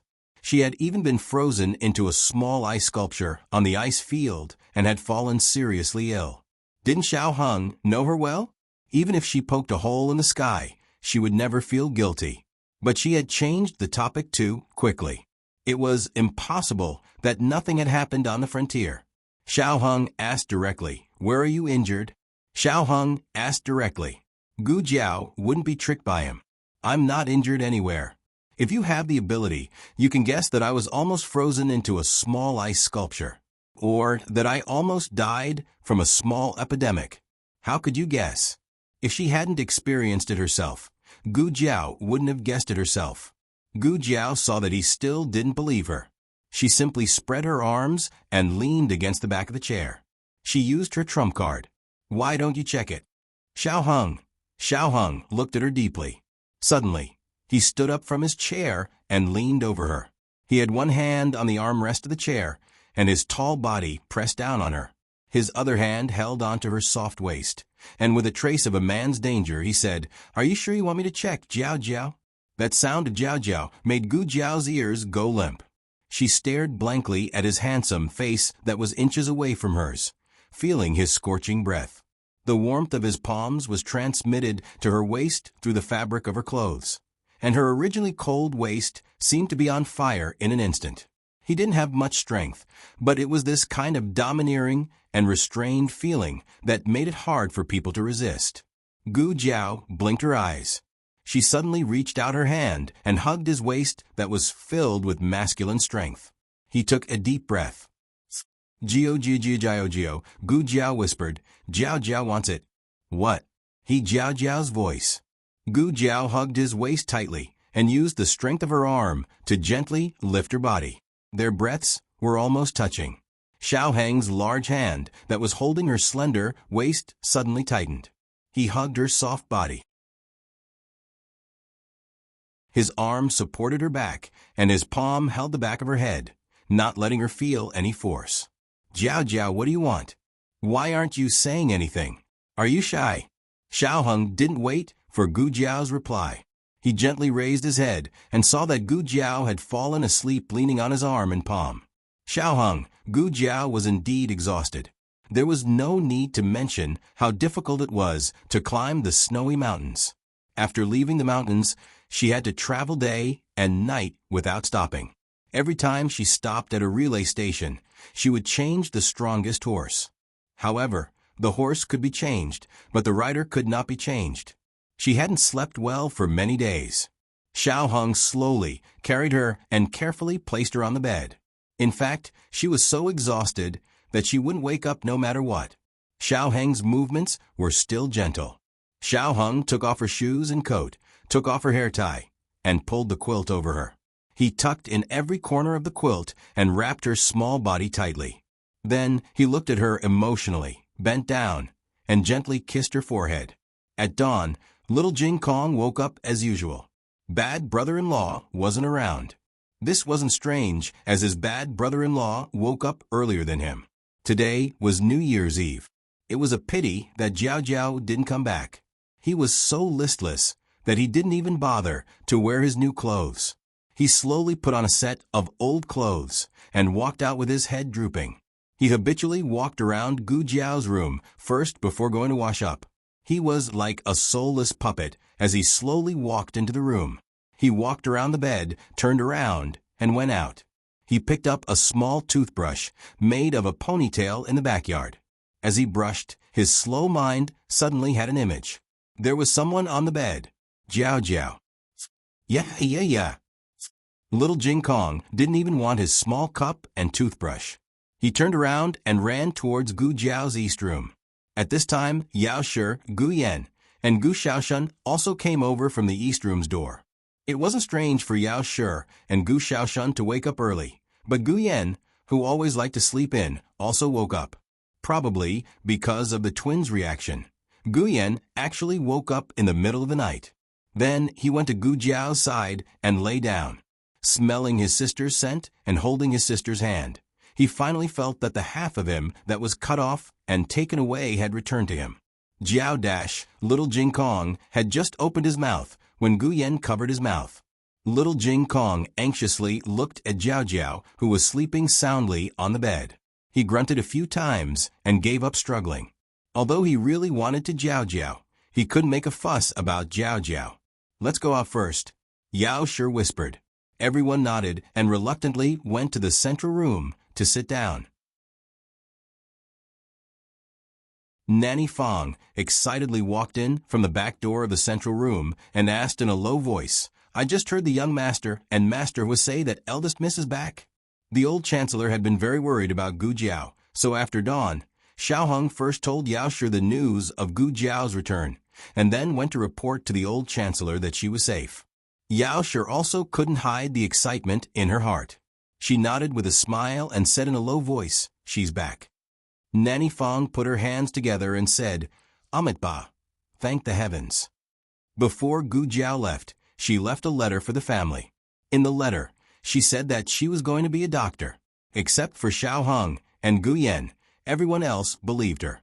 However, even if she was going to be a doctor, it was still very dangerous. In the land of war, even the old marquis was captured. Gu Jiao was only a girl, so protecting herself was the most worrying problem for everyone. Now that they saw that she was back safely, everyone's hanging hearts finally returned to their stomachs. Gu Jiao slept all the way until the afternoon. After running around for so long, she was in a trance when she opened her eyes. She almost thought that she had transmigrated again. Otherwise, how could she wake up in such a warm place? Then she saw 1, 2, 3, 4 little heads sticking in through the crack of the door. They were little Jing Kong, Gu Xiaoshan, Gu Yan, and Gu Xiaobao, who just turned 3 months old. Gu Xiaobao was held in front of Gu Yan's chest with both hands. His pair of black, grape-like eyes were rolling around, and he was sucking on his fingers. The whole room was filled with the sound of his fingers sucking. Gu Jiao sat up. Little Jing Kong's eyes lit up. He pushed open the door with a bang and was the first to rush to the bed. "Jiao Jiao, you're awake." Gu Yan snorted and said, "Heh, Jiao Jiao didn't wake up. She's sleeping." The stinky little monk ran so fast. Humph. Little Jing Kong ignored Brother Yan. Jiao Jiao was back, and he only talked to Jiao Jiao. Little Jing Kong came to the bedside and plunged into Gu Jiao's arms. He shook his little head cutely and said, "Jiao Jiao, I missed you. I missed you so much." He just wanted to act cute, but as he did, he felt a lump in his throat. He felt wronged. He hadn't seen Jiao Jiao for so many days, and he felt that he had wasted his childhood. He wanted to start all over again in these 3 months. "Your hair has grown long," Gu Jiao said. When he left, he still had a buzz cut. Now he had a small mushroom hairstyle. After the new year, he should be able to get a small ponytail. Yes. Little Jing Kong replied pitifully. He didn't want to talk about his hair now. Jiao Jiao, remember to bring me along the next time you go out. I want to go with you. Guyan walked in with Gu Xiaobao. He glanced at the little guy and said, "What do you think that is? Can a child go there?" Little Jing Kong stood up from Gu Jiao's arms and looked at Gu Yan with his hands on his hips. "I will grow up." Gu Yan loved to bicker with the little guy. "You can't go there even if you grow up. It's a war zone and it's very dangerous. A weak scholar like you can only stay in the capital." These words successfully silenced little Jing Kong. Gu Yan thought that she had finally won the argument with the little fellow. Who would have thought that after a long while, little Jing Kong suddenly said in a hurt tone, "So, did Jiao Jiao go to a very dangerous place?" He was a child, and his family wanted to protect him. Naturally, they wouldn't tell him that Gu Jiao went to a war zone. They only said that it was a frontier fortress. Gu Jiao also said so in the letter. Little Jing Kong thought that it was a very, very far-away visit. Guyan didn't expect that his bickering with the little fellow would make a slip of the tongue. He cleared his throat and said, Okay, Jiao Jiao has returned safely. You don't have to worry anymore." He said it as if he wasn't worried. "Jiao Jiao." Little Jing Kong looked at Gu Jiao solemnly. "Yes?" Gu Jiao was a little confused by this sudden reaction. She wondered if the little guy was frightened. War was a very scary thing for such a young child. She was about to touch his little head to comfort him and tell him that she was really fine. Just like Gu Yan said, he didn't have to worry about her. Little Jing Kong suddenly looked at her and said very seriously, "Jiao Jiao, don't go to dangerous places in the future. If you must go, I'll go for you. If you must go to war, I'll fight for you." Digression, little Jing Kong's feelings for Jiao Jiao were much deeper than Jiao Jiao thought. The latest chapter of this book is not finished yet. For more exciting content, please scan the QR code below to download the app. The novel is more complete and updated faster. Millions of novels are free to read. There are all kinds of novels that can't be found on the internet here. https://www.zhbqg.com/8964-2_89642826/109161853. HTML Genius remembered the website address in 1 second. www.zhbqg.com Bikugo mobile reading website. zhbqg.com.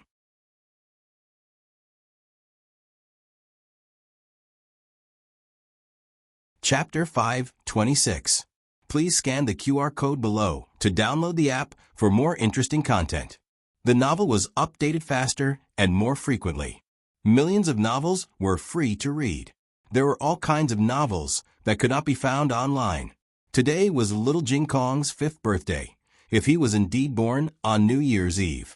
It was already very brave of a 5-year-old child to have such intentions.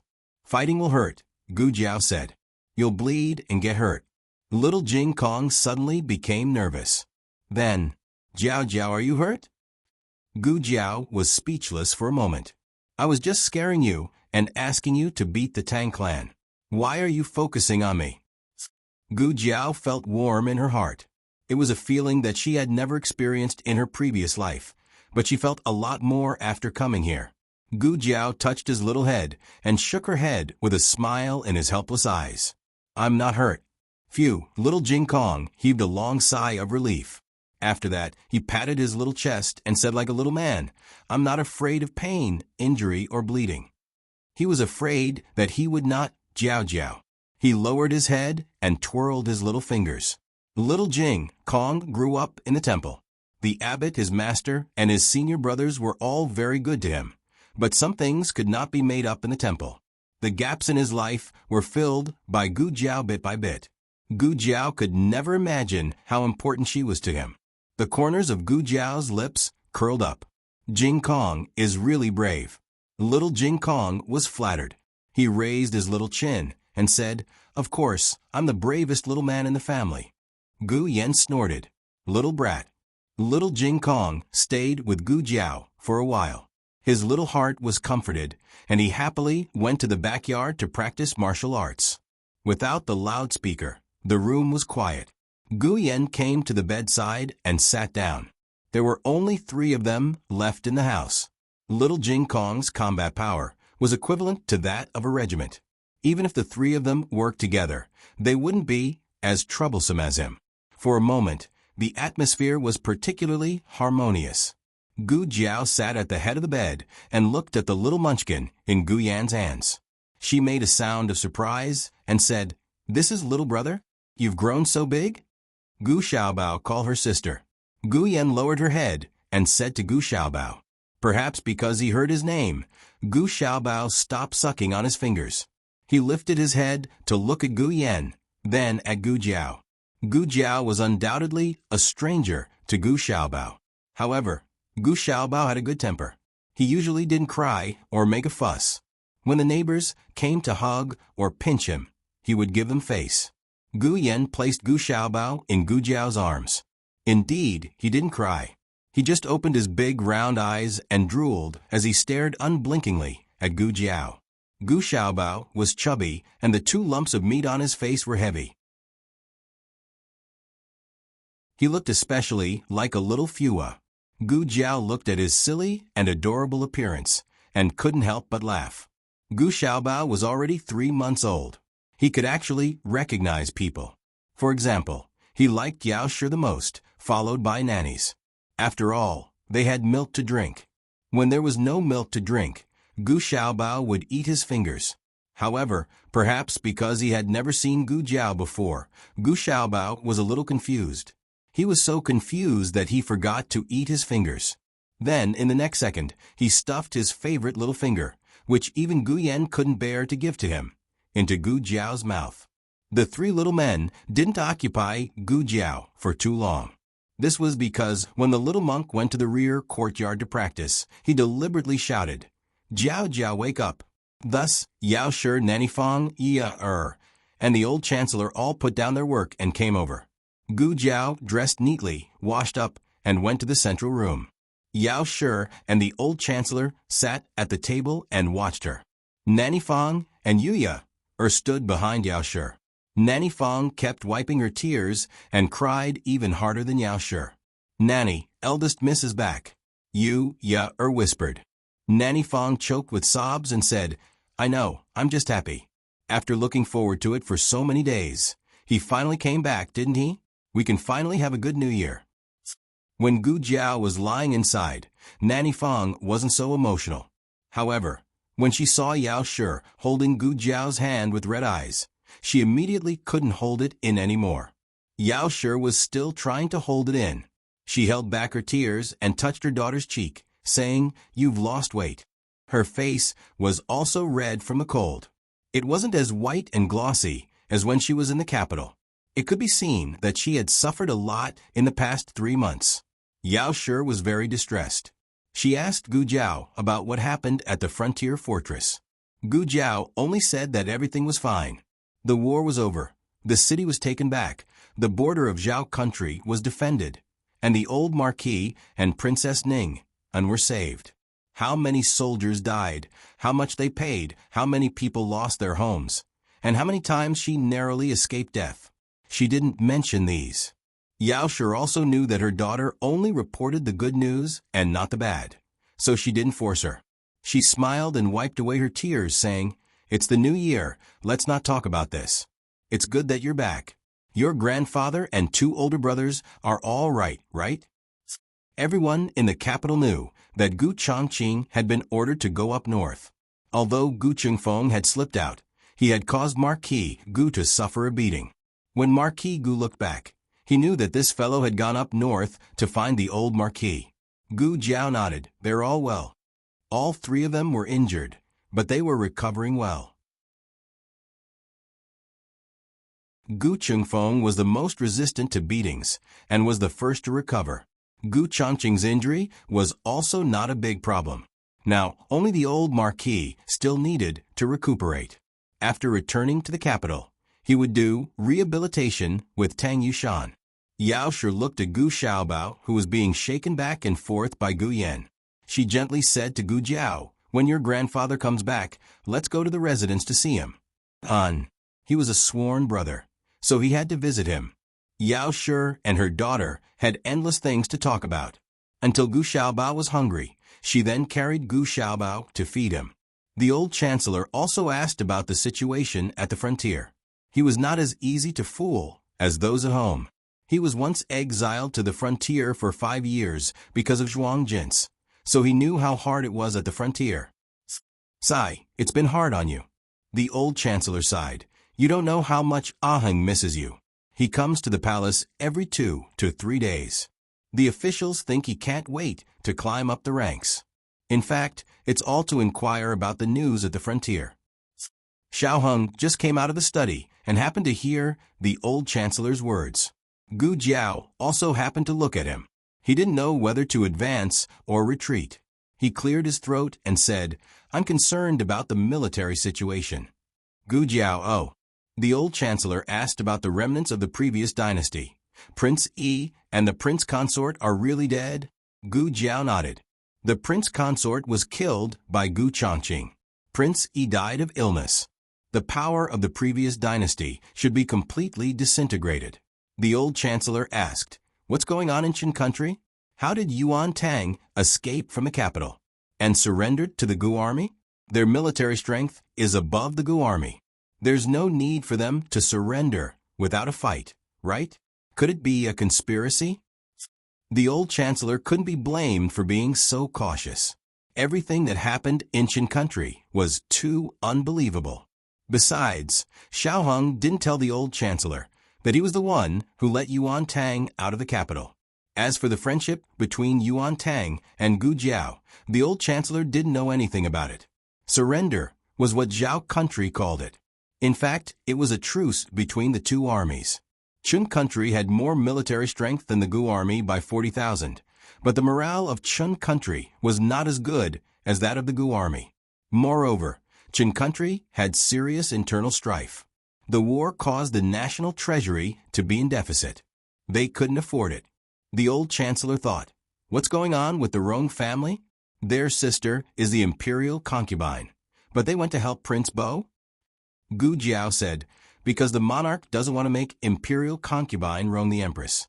There was a letter in the brocade box that Yuan Tang gave to Gu Jiao. It explained the reason for the Rong family's betrayal. It turned out that the monarch of Qin country thought highly of the Rong family and loved imperial concubine Rong and her son. He secretly wrote an imperial edict to make imperial concubine Zhang to the empress and make her son the crown prince.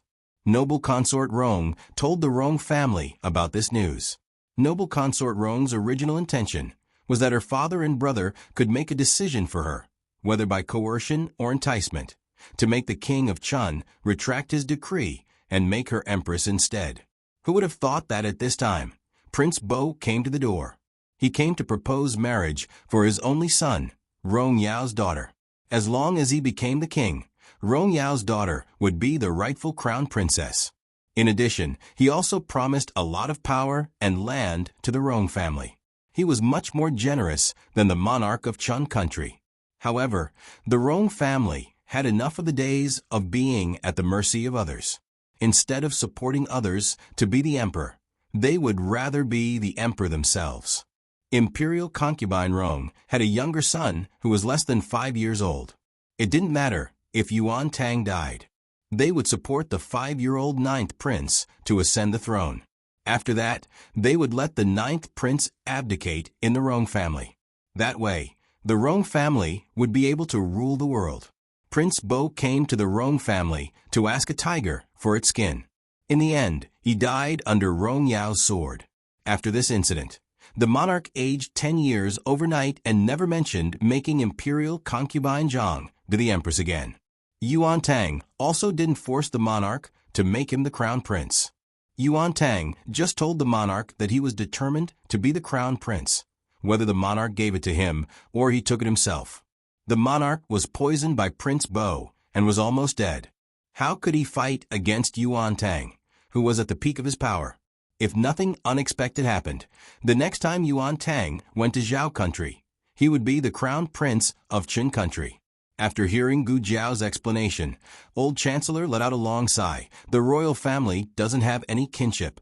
It's the same no matter which royal family it is. However, this Yuan Tang really makes people have a whole new level of respect for him. Fortunately, he wasn't an enemy. Speaking of Yuan Tang, Gu Jiao remembered the thing Yuan Tang asked her to bring to Lu Yisheng. "I'll go out later," Gu Jiao said. "Jiao Jiao, where are you going?" Little Jing Kong ran in sweating. Gu Jiao looked at him in a panic and didn't know whether to laugh or cry. "Aren't you practicing martial arts?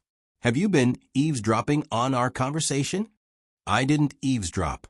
You were so loud." Little Jing Kong rubbed his small hands guiltily.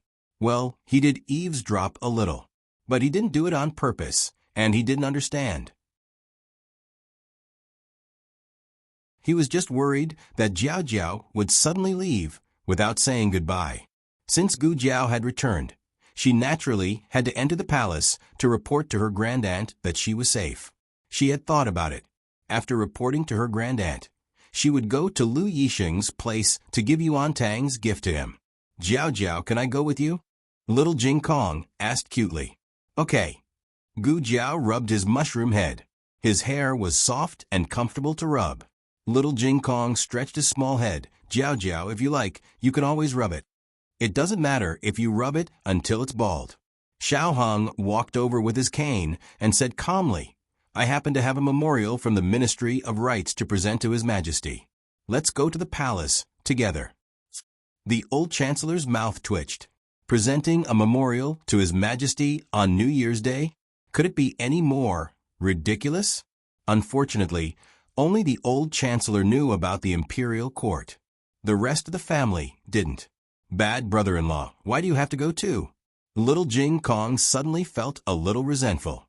When the three of them arrived at the carriage, they were surprised to find that there were already 3 people sitting inside. Gu Yan, Gu Xiaoshun, and Gu Xiaobao, who was 3 months old. Gu Jiao, more strange tales, more, but in the end, Yao Shi stopped all the small tales. The reason was that the carriage wasn't big enough to fit so many people. But it was unfair to let any of the small tales come down, so she decided not to let any of them go. And Xiao Hong perfectly avoided the fate of being kept at home by Yao Shi because of the official excuse of the memorial. The 4 small faces expressionlessly watched the 2 of them get into the carriage. But what no one expected was that before Gu Jiao and Xiao Hong set off, Grandaunt's carriage arrived. Grandaunt hadn't received the news that Gu Jiao was back. She came to celebrate Xiao Hong and Little Jing Kong's birthday. Without Gu Jiao, the 2 little brats must be very sad. So, she used illness as an excuse to cancel the palace banquet. "It's Grandaunt. Grandaunt is here." As soon as Little Jing Kong's voice was heard, Xiao Hong and Gu Jiao got off the carriage. Eunuch Qin also got off the carriage. He lifted the curtain for Empress Dowager Zhuang. Empress Dowager Zhuang bowed and walked out. Halfway, Eunuch Qin's hand shook and the curtain fell with a bang, slapping Empress Dowager Zhuang's face. "Empress Dowager Zhuang. Qin. Slapping my face on New Year's Day. You and your group of little bastards don't want to live anymore." Empress Dowager Zhuang wanted to see blood today. Miss Gu. Eunuch Qin was stunned. Empress Dowager Zhuang lifted the curtain with a whoosh. She was so angry that she wanted to sacrifice Eunuch Qin and his group of little bastards to the heavens. However, the moment she saw Gu Jiao, her anger was extinguished. "Qin, why?" Her gaze fell on Gu Jiao's face, and she called Eunuch Qin's name. "Ah, Empress Dowager." Eunuch Qin came back to his senses. Empress Dowager Zhuang gave him a slap on the forehead. "Eunuch Qin, does it hurt?" Empress Dowager Zhuang asked. I don't dare to hurt," Eunuch Qin said in fear and trepidation. Empress Dowager Zhuang dusted her sleeves and sighed. "Then it hurts. Very good, you're not dreaming." "Eunuch Qin, Grandaunt." Gu Jiao walked over. Empress Dowager Zhuang always dressed up like an old lady when she came to Bai Shui Alley. She didn't look extravagant at all.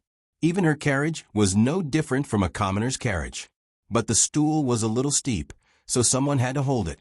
Eunuch Qin hurriedly stretched out his arm. Empress Dowager Zhuang looked at him with disgust. Eunuch Qin's eyes flashed, and he tactfully retreated to the side. Gu Jiao helped Empress Dowager Zhuang down. Empress Dowager Zhuang didn't wait to enter the courtyard. She looked at Gu Jiao at the door. Gu Jiao's change was obvious. She wasn't a girl who was pampered in the boudoir. She suffered a lot in the wind and rain. Even so, when she came back from the frontier fortress, Empress Dowager Zhuang almost didn't dare to recognize her. Needless to say, she was thin and tanned. Her cheeks were red from the cold, and her lips were a little chapped. She was in the best age of a young girl. In Empress Dowager Zhuang's eyes, she was still beautiful and heroic. Moreover, she had a strength that was not inferior to the men of Zhao country. Empress Dowager Zhuang thought of countless words that she would say to Gu Jiao when she came back. But when she saw her, Empress Dowager Zhuang found that she couldn't say a single word. Thousands of emotions were stuck in her heart. She took a deep breath, held back the tears in her eyes, and patted Gu Jiao's hand. "It's good that you're back. It's good that you're back." Gu Jiao took her grandaunt's hand. Empress Dowager Zhuang didn't say anything. She just held Gu Jiao's hand tightly. Just as Empress Dowager Zhuang was immersed in the strong emotions of regaining Gu Jiao, another carriage suddenly came into the alley. The curtain of the carriage was lifted, and a figure with an impressive dragon aura bowed and walked out. He saw Empress Dowager Zhuang at the door and was startled. "Mother? Mother, aren't you recuperating in Rinshou Palace? Why did you secretly come to Bai Shui Alley?" Empress Dowager Zhuang choked and squinted at him. "Didn't you say that you were in seclusion to pray for the soldiers? Then why did you come to Bai Shui Alley?" "I was..." The emperor was just about to say that he secretly came out to get some fresh air when he saw the small figure hidden behind Empress Dowager Zhuang. He opened his eyes wide and walked over. "Little magic doctor? You're back?" "Yes, I'm back." Are you okay?" "I'm fine," Gu Jiao said. The emperor looked at her and also felt that she was fine. She was full of vitality. He said happily, "It's good that you're fine.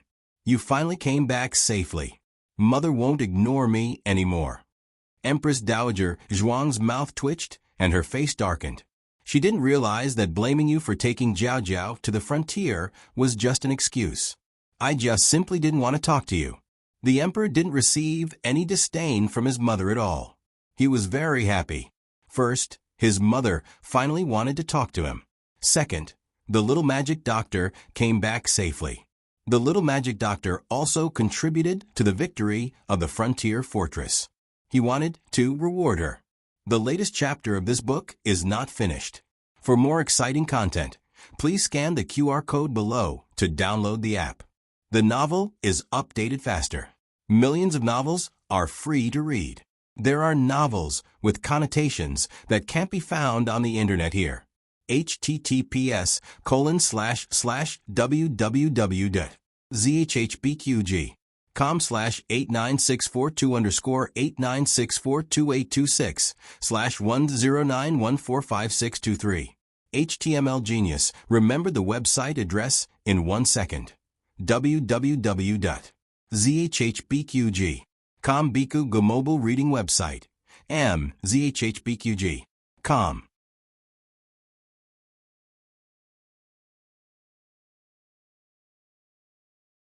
Chapter 527. Please scan the QR code below to download the app for more exciting content. Novels are updated faster. Millions of novels are free to read. Novels with content that can't be found on the internet are available here. At the palace banquet on New Year's Eve, the Emperor and Empress Dowager Zhuang left together, leaving only Empress Xiao and the Crown Prince to preside over the situation. They invited Princess Xinyang and other members of the royal family to celebrate the victory at the border and welcome the new year. This was really the first time since the beginning of the world. The emperor entered the courtyard without any psychological pressure. Wherever his mother was, he would be there. Eunuch Wei looked at his emperor with a complicated expression. Ever since His Majesty believed that he had taken the knockout drug, His Majesty had gone on the road of self-indulgence, never to return. Should he remind His Majesty that he had only taken a hair growth pill? Mother, I'm coming. The emperor immediately became Empress Dowager Zhuang's little tail. Eunuch Wei covered his eyes. Damn it, I can't look anymore. Gu Jiao originally wanted to go to the palace to tell her grandaunt that she was safe. Since her grandaunt was here, she didn't have to go through so much trouble. Gu Jiao and her grandaunt entered the central room. She didn't observe carefully before. Now that she accompanied her grandaunt to walk around the house, she found that the house had changed a lot in the 3 months that she had been away. The vegetable garden in the front yard was expanded and planted with shallots and radishes. The small fish pond opposite the vegetable garden was filled and replaced with a big fish tank. This was proposed by little Jing Kong. He said that he had a younger brother in the house, and that his younger brother should have a place to play. Even though his younger brother was still so young, he still contributed his small fish pond without hesitation. Also, the passage from the backyard to the next house was no longer a passage. The wall had been completely pushed down. Now the backyard of the 2 houses was connected and became a large courtyard. Granduncle bought that house. Seeing Gu Jiao look at the connected courtyard in astonishment, Xiao Heng whispered to her. It's not cheap. Gu Jiao murmured. Xiao Heng nodded. Yes, it cost 1,000 taels. It wasn't so expensive before, but since a new top scorer appeared, Pushui Alley gained the title of Top Scorer Alley. The land price and housing prices soared. This 1,000 taels was a friendly price. Gu Jiao asked curiously, Young master, where did you get so much money? If she remembered correctly, the salary of the Imperial College's chancellor wasn't that high. Xiao Heng pursed his lips. Just selling an official position. Gu Jiao, great uncle is doing this kind of thing. The old chancellor's operation of selling his official position was like this. First, he would release the news that he wanted to buy a residence. Then, there would be people with bad intentions who would come to his door and bribe him with a huge sum of money. The old chancellor directly carried gold to the emperor's imperial study and told the emperor with righteous indignation, I, Huixian, have been honest all my life. I have pledged my loyalty to the emperor without any disloyalty. You actually want to bribe me? What wishful thinking. This humble subject swears that even if all the civil and military officials in the imperial court are bribed, this humble subject will not be bribed. The old chancellor's last words successfully made the emperor ponder deeply. The emperor had encountered a lot of things since he took over the government. Suddenly, he understood some of Empress Dowager Zhuang's decisions in the past. The emperor and Empress Dowager Zhuang were completely different in the way of using people. The emperor couldn't tolerate sand in his eyes. He needed to use people with integrity, such as the old duke and the old chancellor. Only Marquis Xianping was a bit dissolute, but he never violated the law and ethics. Empress Dowager Zhuang was more open-minded. She paid attention to using people's strengths and tolerating their shortcomings. The most typical example was Tang Yueshan. Tang Yueshan was a person who liked to achieve great things. His uncle and sister-in-law were not good. If it were the emperor, he would never put him in an important position. However, after the battle at the frontier fortress, the emperor suddenly felt that Tang Yueshan was more good than bad. The emperor began to think about Empress Dowager Zhuang's way of regent and found that there were many things that he could learn from her. When the water was too clear, there would be no fish. For example, it was impossible to get rid of the system that had been passed down from their ancestors. It had shaken the interests of too many nobles and scholar officials. However, Empress Mother had used a 6-part assessment system to easily solve the problem. Although there would still be officials, it would reduce the mediocre qualifications of the officials and the length of time they would be in office. This was a perfect balance. The emperor felt that the matter of buying officials would exist no matter what. The old chancellor refused, but it was hard to guarantee that the other party wouldn't find another one. Instead of finding an unknown official, it was better to have the old chancellor agree. This way, at least he would know which officials were bought. Everything would be under his control. When the court was completely stable, he would catch this group of people in one fell swoop. Therefore, with the emperor's permission, the old chancellor openly accepted bribes and bought the big house next to the top scholar's house. Empress Dowager Zhuang and the emperor sat down in the central room. Both of them had many things to say to Gu Jiao. The old chancellor quietly went to the kitchen to make brown sugar glutinous rice cake. Xiao Hong planned to help his teacher, but he was mercilessly rejected by the old chancellor. Did he not know how good his cooking skills were? Hung, come and help put up the couplets. Yao Shi said with a smile. Okay. Xiao Hong walked out, carrying a bucket of paste. He brought a few young men from a family to put up the couplets at the door. Empress Dowager Zhuang did not bring up the matter of the battlefield. Those matters could be brought up after the new year. She talked about the matters in the village. The eunuchs and guards she sent to Qin Quan village saw Xuanningsiang. The matter of Zhou heir Zhuang and Head Li asking to marry Xuanningsiang at the same time caused a huge commotion in the surrounding villages. Xuanningsiang was a young widow. Many people in the countryside looked down on her, but there were some with bad intentions who wanted to taint her. Originally, when Gu Jiao's family and Mother Zhou were all present, those vile people could still restrain themselves. Later on, Gu Jiao's family left. Mother Zhou passed away. Gu Yan's 2 hidden guards also returned to the capital. Xuanningsiang's situation became difficult. There was once when she was sleeping in the middle of the night.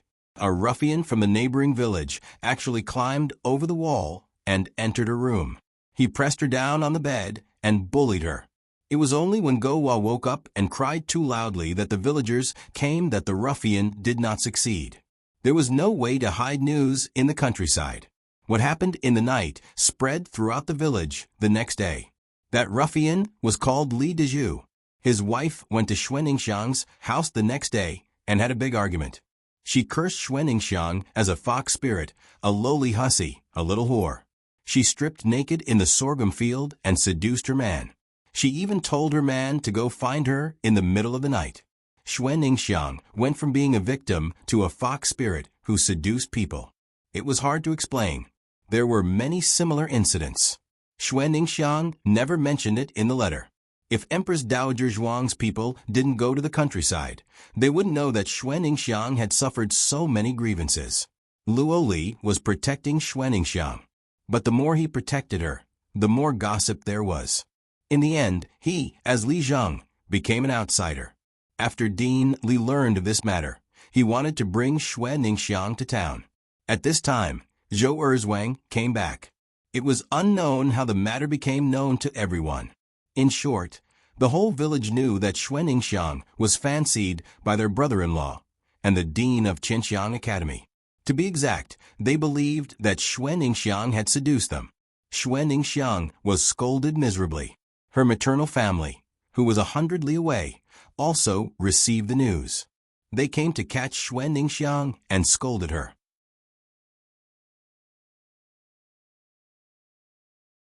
Sometimes, human nature was like this. After seeing Xuanningsiang struggle in the mire, they didn't want to see her climb out of it. In many people's eyes, a widow who cursed her husband to death should be spurned by others. What right did she have to live a life above others? Of course, there was a way to solve all of this. People dared to scold a stone that blocked the road, but almost no one scolded the mountains in front of and behind the village. Empress Dowager Zhuang directly turned Xuanningsiang into the tallest mountain in the village. My family's Empress Dowager wants to invite Lady Xue to the capital. As soon as the eunuch said this, the people in the surrounding villages directly knelt down. The highest official they knew was the county magistrate. What was the Empress Dowager? She was a bodhisattva, a Buddha, and the heavens. She was a powerful existence that could take the lives of their entire village with a single finger. No, she didn't even need to use a finger. Everyone's gaze towards Xuan Ningxiang changed from jealousy to fear. They couldn't afford to be jealous. Of course, Empress Dowager Zhuang didn't really want to force Xuan Ningxiang to the capital. She just said that to support her. The people sent by Empress Dowager Zhuang told Xuan Ningxiang that with the Empress Dowager's support, she didn't need to be afraid of anything. Even if she wanted to marry 8 to 10 husbands, no one would dare gossip about her. Xuan Ningxiang was frightened by these rebellious words. What 8 to 10 husbands? She didn't have such thoughts. However, after such a conversation, Xuan Ningxiang's courage grew by quite a bit. Zhou Erzwang and Headmaster Li were both very outstanding men. In another 10 or 20 years, perhaps Xuan Ningxiang would choose the high-spirited young man, Zhou Erzwang. However, she was only 2 years older than Gu Jiao. At this age, she was carrying a bumpy experience, so she was more inclined towards Headmaster Li, who was like a father to her. He was mature and steady. He was considerate and meticulous. He treated people with tolerance, and he also had money. Moreover, Zhou Erzwang was Xuan Ningxiang's younger brother-in-law. Xuan Ningxiang couldn't get over this hurdle in her heart. Finally, and most importantly, she was a mother. Sometimes, it wasn't the man who restrained a woman, but the child. Go Hua liked Headmaster Li and confusedly recognized him as her father. What else could she do as her mother? Old Madame Li's love for Xuan Ningxiang and Go Hua was a plus. To put it bluntly, Xuan Ningxiang was tired and wanted to find a man she could rely on to live the rest of her life peacefully. Empress Dowager Zhuang understood Xuan Ningxiang's choice. In this world, not everyone could be as strong as Gu Jiao. Gu Jiao was unique. She never sought a sense of security from anyone. Her heart was strong enough and full of strength. Of course, this came with a price.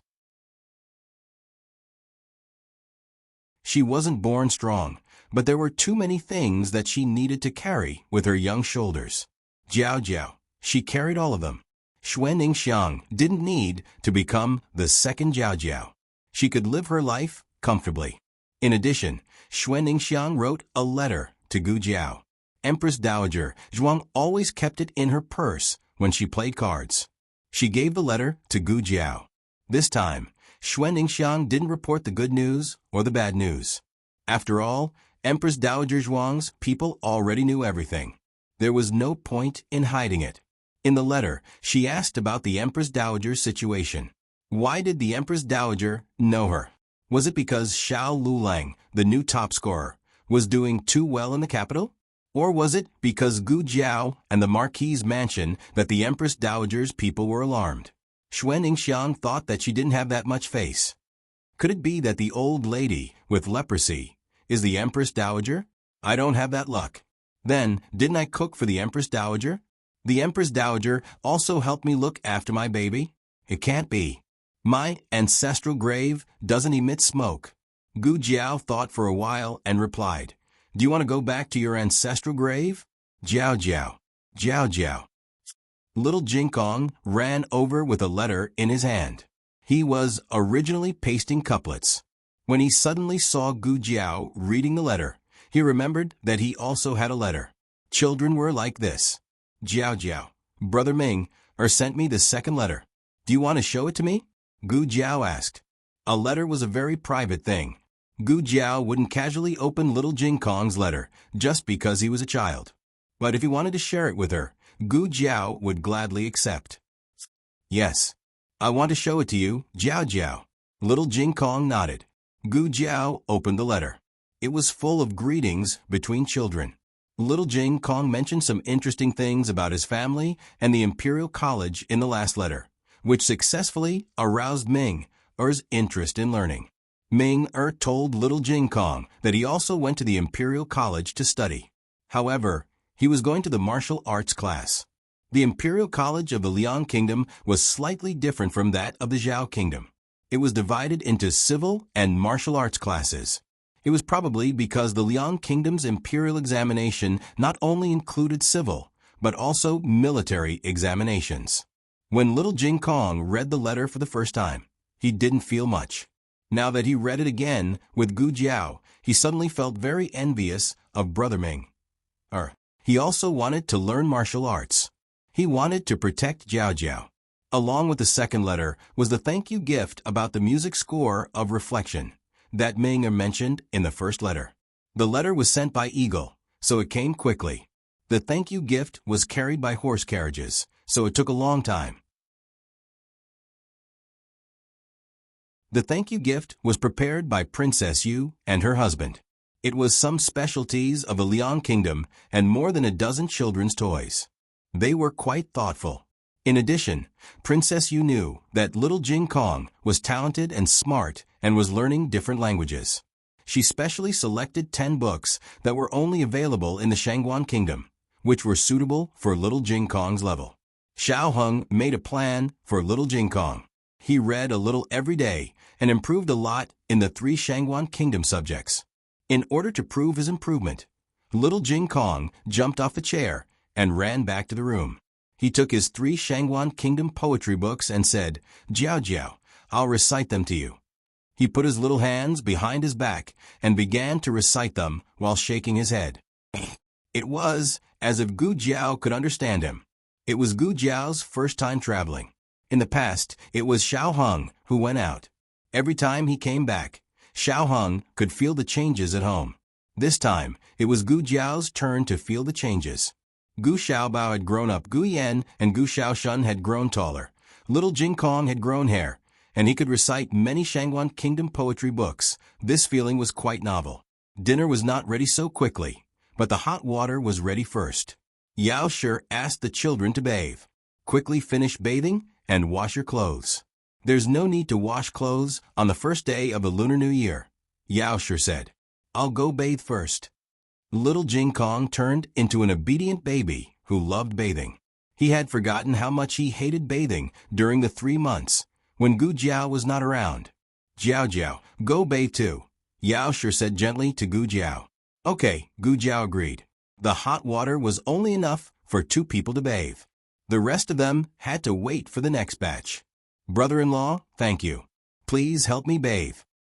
Little Jing Kong came to the door and said politely to Xiao Heng, who was pasting the couplets. Xiao Heng's mouth twitched. That's not what you said the last time. If I dare to catch you to bathe again, what are you going to do? Run away from home. Cough. Little Jing Kong cleared his throat, spread his hands, and said helplessly, who hasn't been young and frivolous? Xiao Heng. Xiao Heng brought little Jing Kong to the west room to bathe. The charcoal fire in the west room was burning brightly, so it was not cold. Gu Jiao also went to bathe. She realized that there was a new wooden bucket at home. It was big and deep. When she sat down, her whole body could be submerged in the water. Phew! It was too comfortable. Her little toes bounced under the water. After bouncing for a while, she suddenly thought of something. She came back and scathed. Shouldn't her husband fulfill his promise to her? When Xiao Heng came out of the west room, he saw that Gu Jiao had finished bathing and washing her hair. She was sitting warmly in the central room. Xiao Heng was slightly surprised. So fast. Little Jing Kong was still playing with water in the wooden bucket. The water was a little cold, so he went to the kitchen to get some hot water for little Jing Kong. Gu Jiao looked at him with her eyes wide open. Empress Dowager Zhuang went to the kitchen to eat brown sugar glutinous rice cake, and the emperor followed her. Only Gu Jiao was left in the central room. The sky was a little dark, but Gu Jiao's eyes were so bright that it was impossible to ignore them. Why are you looking at me like that? Xiao Heng asked. I'm not hurt, Gu Jiao said. Yes, I know. Xiao Heng nodded. After saying that, he realized something. He was startled, his eyelashes trembled, and his cheeks began to heat up. Gu Jiao looked at him with her hands on her cheeks. It was an expectant look. Digression. Can I ask for a wave of monthly votes? The latest chapter of this book is not finished yet. For more exciting content, please scan the QR code below to download the app. The novel will be updated more quickly. Millions of novels can be read for free. There are all kinds of novels that can't be found on the internet here.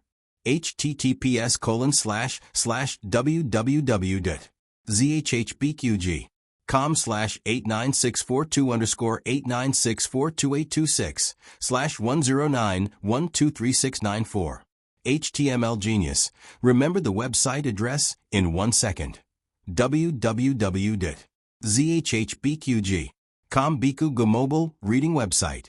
zhhbqg.com.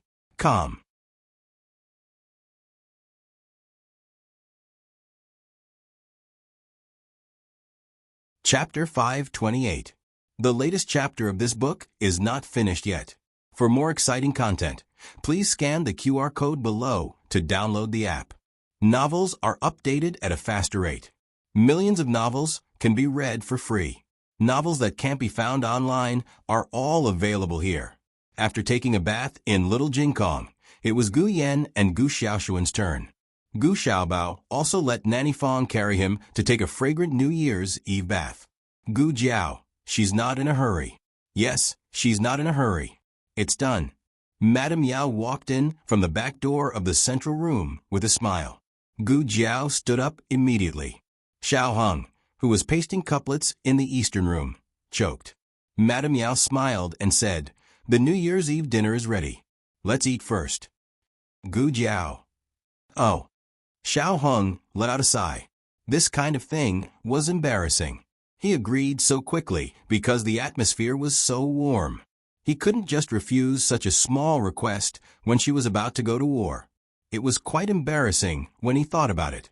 Moreover, he didn't expect that someone would really take this kind of thing to heart. She couldn't forget it even after thinking about it for 3 months. This was too. Xiao Hung cleared his throat and glanced at Gu Jiao from the corner of his eyes. Gu Jiao had been looking at him the whole time. She was caught red-handed by him. However, Gu Jiao didn't look away guiltily. Instead, she smiled at him. Xiao Hung. It seemed that he really couldn't be a human tonight. Although he was the one being stared at, it wasn't that he didn't want to.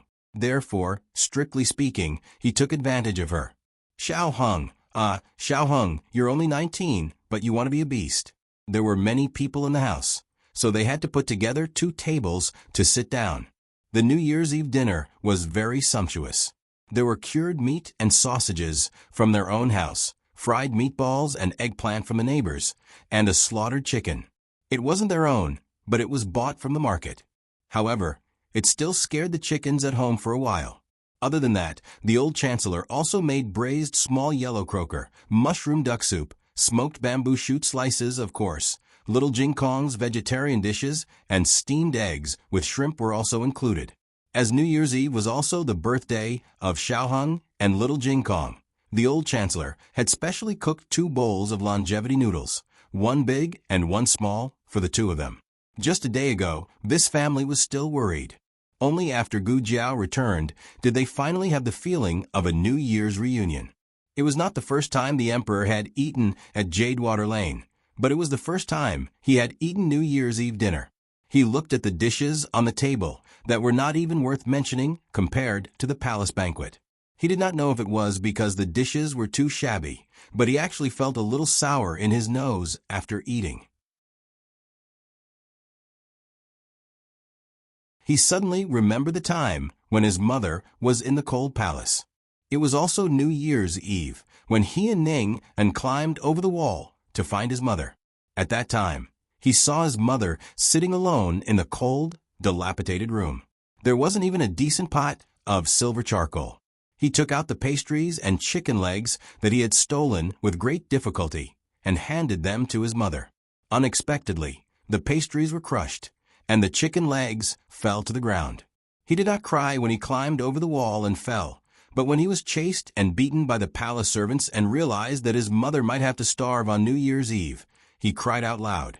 He had forgotten all these things after being bewitched by concubine Jing, but he remembered more and more recently. He felt more and more guilty towards his mother. "Your Majesty?" Eunuch Wei, who was helping to carry the dishes, looked at the emperor with a panicked expression. The emperor's tears could not be stopped. He stubbornly choked and said, "I'm fine. It's the effect of that white medicine acting up again, Eunuch Wei." Everyone. After eating the New Year's Eve dinner, the emperor remembered many things from his childhood.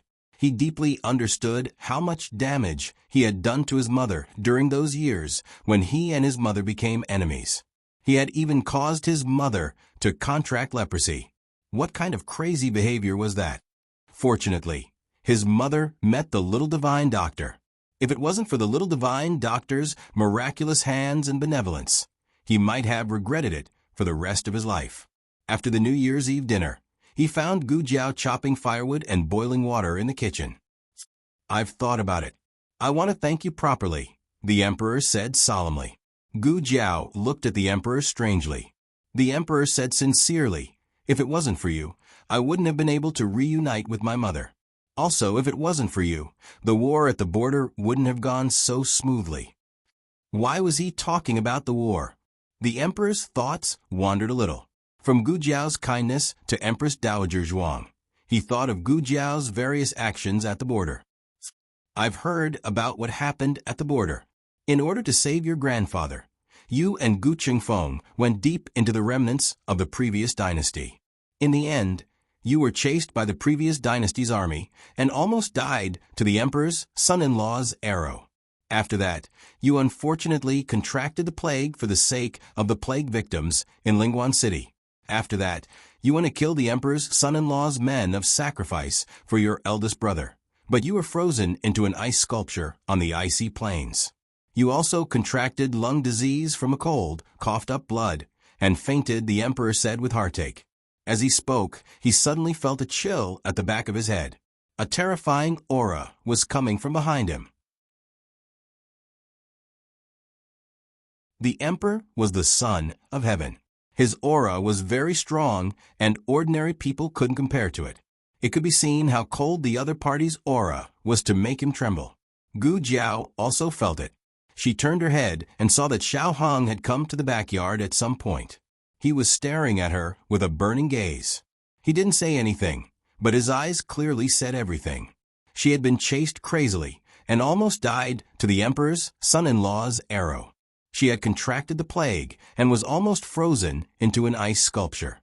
She had also contracted lung disease, coughed up blood, and fainted. Xiao Heng's eyes flashed with two balls of anger, but the aura around him was extremely cold. Gu Jiao heard little Fuli's small voice saying goodbye in her ear. She decided to make a final struggle. "I didn't." The emperor didn't know that he had caused Gu Jiao to lose her horse.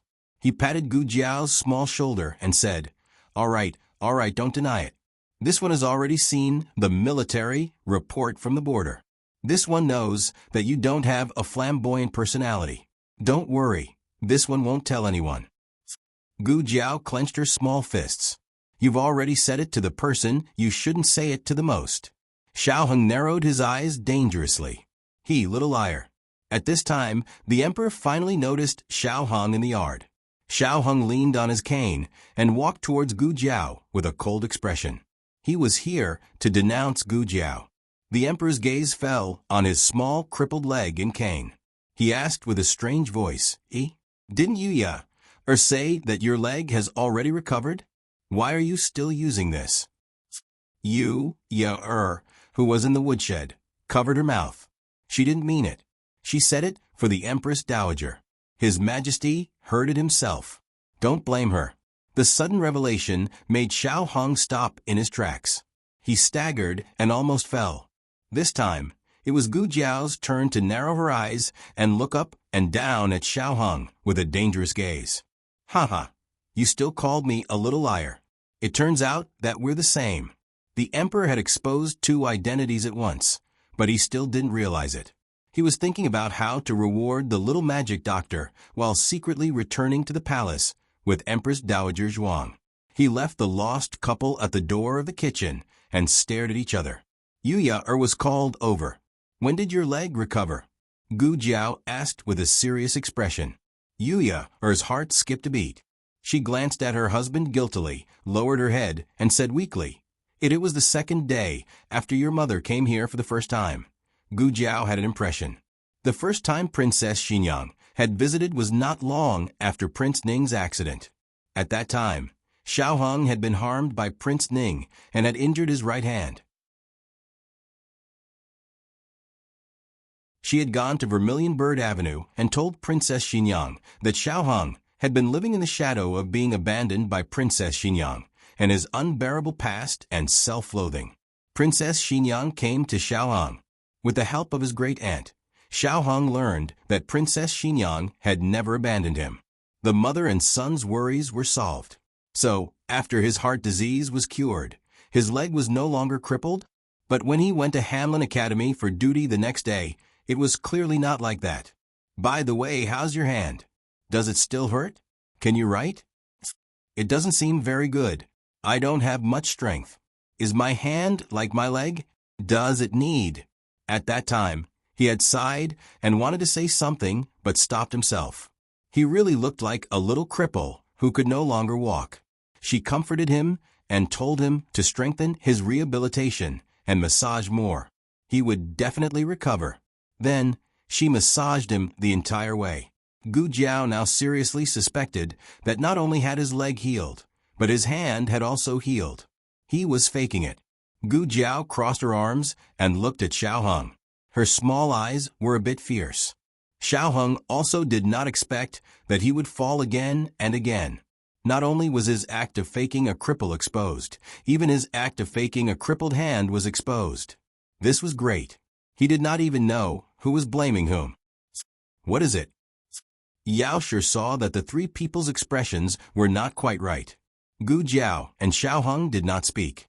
Yu Ya pointed at Gu Jiao and quietly said to Yao Shi, "Eldest young miss fell seriously ill at the border and almost froze to death. When she came back, she lied that nothing had happened to her." Yao Shi's expression changed.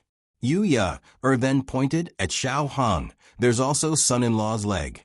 In truth, it was healed a long time ago, but he also lied that he was still crippled." Yao Shi took a deep breath and tightened her grip on her handkerchief. "It's the new year. Don't get angry, don't get angry." She squeezed out a smile. "Today is Aheng and Jingkong's birthday. Everyone is waiting for you in the main room." Following this, she looked at the young couple and put on a fake smile, saying, "After the new year, I will settle this debt with you." She turned around and helped Yu Ya into the main room. Gu Jiao raised an eyebrow and glanced at a certain person. "Did you hear that? After the new year, I will settle this debt with you." Xiaohong faintly smirked. "You speak as if I don't need to settle this debt with you. Gu Jiao, your situation is more serious than mine." Gu Jiao. What sort of new title was this? Xiaohong had blurted out this title. After saying it, he felt that it was quite good. He suddenly curled his lips and called out, "Gu Jiao. Gu Jiao opened her mouth and pondered for a few seconds. She then looked at him meaningfully. "Since we're even now, tonight you." Before she could finish speaking, his slender finger gently pressed against her soft lips. "No, you're not allowed to. You won't be allowed to see." Gu Jiao's small face darkened. Since the matter had been exposed, Xiaohong might as well not hide it and openly entered the main room. It was just that everyone's attention was not on his legs for the time being. Glancing around, they faintly felt that something was off, but they could not figure it out for a while. Yao Shi had also learned bad things, so she did not remind them. She just waited for them to scare themselves. Brother-in-law, sit. Gu Xiaoshan had Xiaohong sit. Xiaohong and little Jingkong were the birthday stars, and they sat next to each other on a bench. In fact, they did not have the habit of celebrating their birthday. It was little Jingkong who celebrated his birthday every year. Thanks to him, everyone in the family had started celebrating their birthday. The only thing they missed was Gu Jiao and Gu Yan's birthday. Gu Jiao was on the way to the frontier fortress. She did not celebrate her birthday, and neither did Gu Yan. Gu Yan said that he would celebrate his birthday with Jiao Jiao next year. Little monk, here. Gu Yan gave the small clay sculpture he made to little Jingkong. This year, the house was finally not empty. It was a small fish pond, and there were 2 ugly carrots in it. He did not give Xiaohong fish soup, but a courtyard. It happened to be a small house with last year's gift. It was also ingenious. Gu Xiaoshan gave the 2 of them 2 pen holders, one big and one small. The workmanship was exquisite, and there were even poems engraved on them. Little Jing Kong liked it very much, and Xiao Hung was also very satisfied. Gu Xiaoshan had been studying carving for a long time. Not only did he improve his skills, but he also learned a lot. Now, he had more words than the scholars in the capital. As long as he was told that these words needed to be engraved, he could immediately memorize them. Normal people memorized words according to the strokes, but Gu Xiaoshan memorized words as a pattern. Although the method was different, it achieved the same effect. In comparison, Guyan's knowledge was really too terrible to look at. This did not mean that Guyan was stupid. On the contrary, he was the smartest person in the family, besides Xiao Hung. Nothing could be hidden from him. For example, the chastity mark on Gu Jiao's face. Yao Shi did not tell him, and he did not eavesdrop that night, but he could guess it. Another example was Gu Jiao's small eyes that fell on Xiao Hung from time to time. Guyan could not guess what Gu Jiao was thinking. It could not be helped. The twins were so powerful. Empress Dowager Zhuang left gifts for the two of them before she left. She gave little Jing Kong a string of colored glass Buddha beads. This was the first batch of colored glass that Zhao successfully produced after the Liang state passed the colored glass technology to the Zhao state. The color and luster were very good. Of course, little Jing Kong liked it very much. Empress Dowager Zhuang gave Xiao Hung a colored glass inkstone. The old chancellor gave the two of them books, and Yao Shi made 2 sets of clothes by herself. Gu Jiao also prepared a gift. She gave little Jing Kong a rattledrum from the frontier fortress.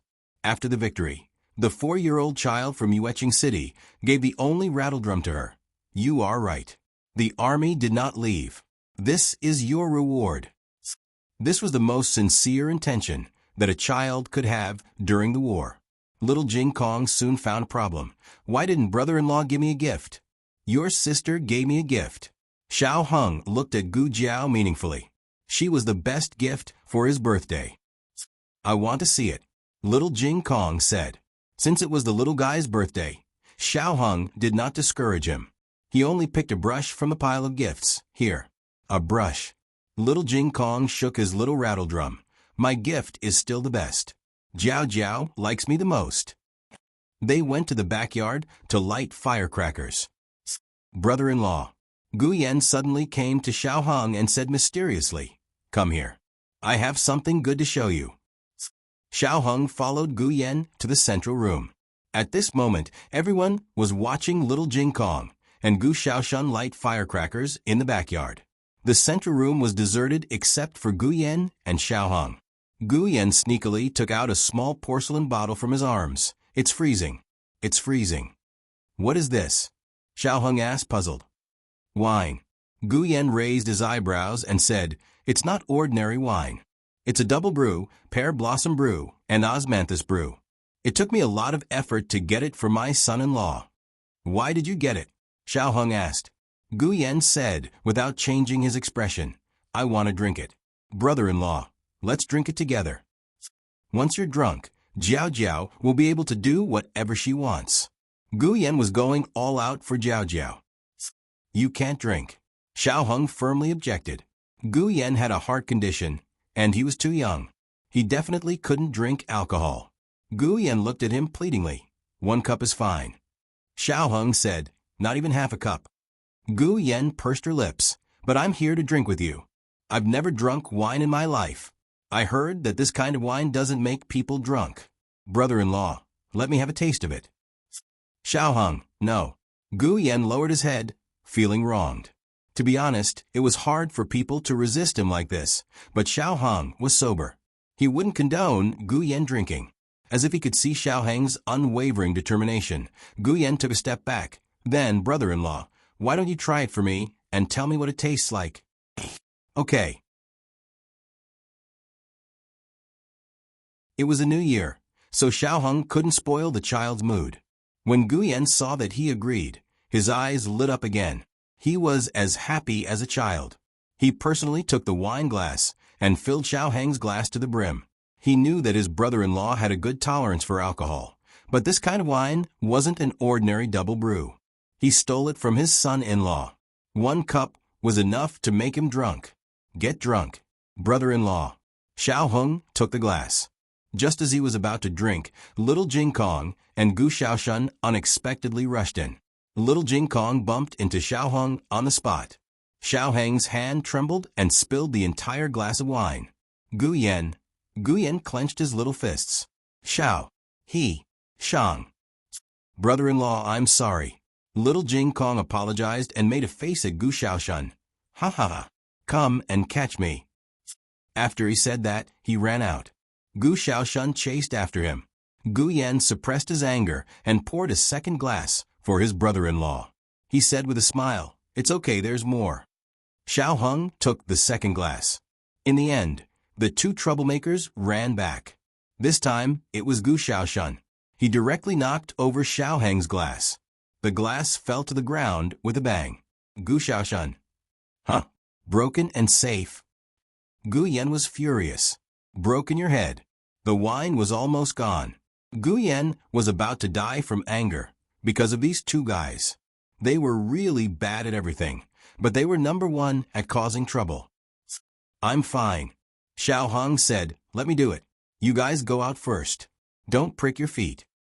As he spoke, he took a broom and came over to clean up the mess on the floor. It was also at this moment that Gu Xiaoshun noticed that Xiao Hang's walking was different from usual. He didn't limp. Brother-in-law. Gu Xiaoshun looked at Xiao Hang's right foot. Brother-in-law, what brother-in-law? Hurry up and light the firecrackers. Gu Yan pushed Gu Xiaoshun out of the living room. Gu Xiaoshun, I just saw. Okay, you saw it. I know. Don't delay my business. Jing Kong. Xiaoshun is here.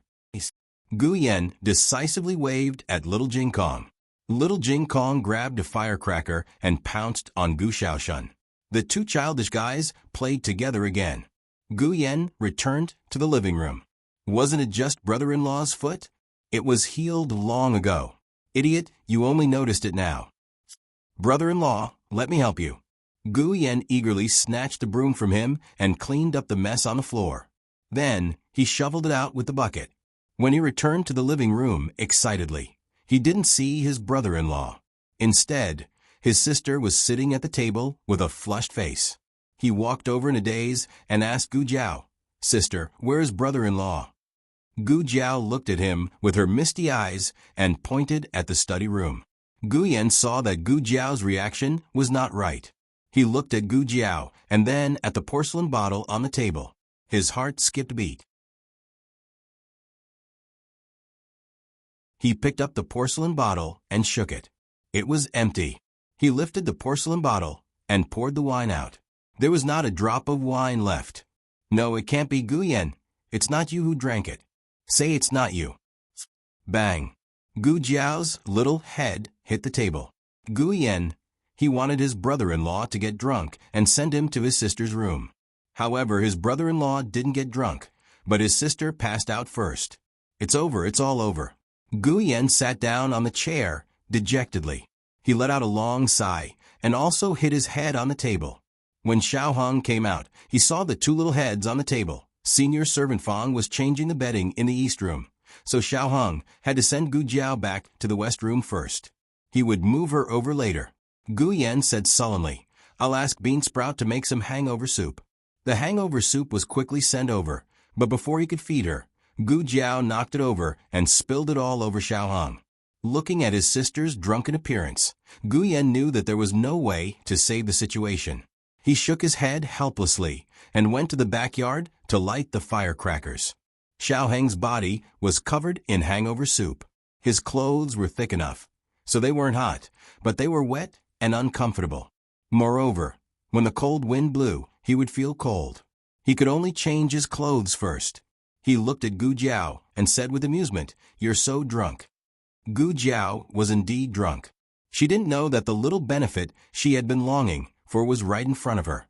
Xiao Hung stretched out his slender hand and gently untied his belt, then took off his winter coat and inner clothes. His plain white inner clothes were also wet and stuck to his firm muscles. He slowly took them off, revealing his fair skin, exquisite collarbones, broad shoulders, tight chest, and smooth waist and abdomen, which were full of masculine strength.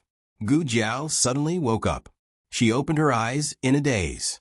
Looking at a certain someone's firm muscles and attractive body, she couldn't help but whistle in her heart. Wow. Digression, don't ask. If you ask, you've seen everything you need to see. The latest chapter of this book isn't finished yet. For more exciting content, please scan the QR code below to download the app. Novels are updated at a faster rate. Millions of novels are free to read. Novels with content that can't be found online are all available here. https://www.zhbqg.com/89642826/109101174. HTML Genius memorized the website's address in 1 second. www.zhbqg.com Biku Mobile Reading Website. zhbqg.com.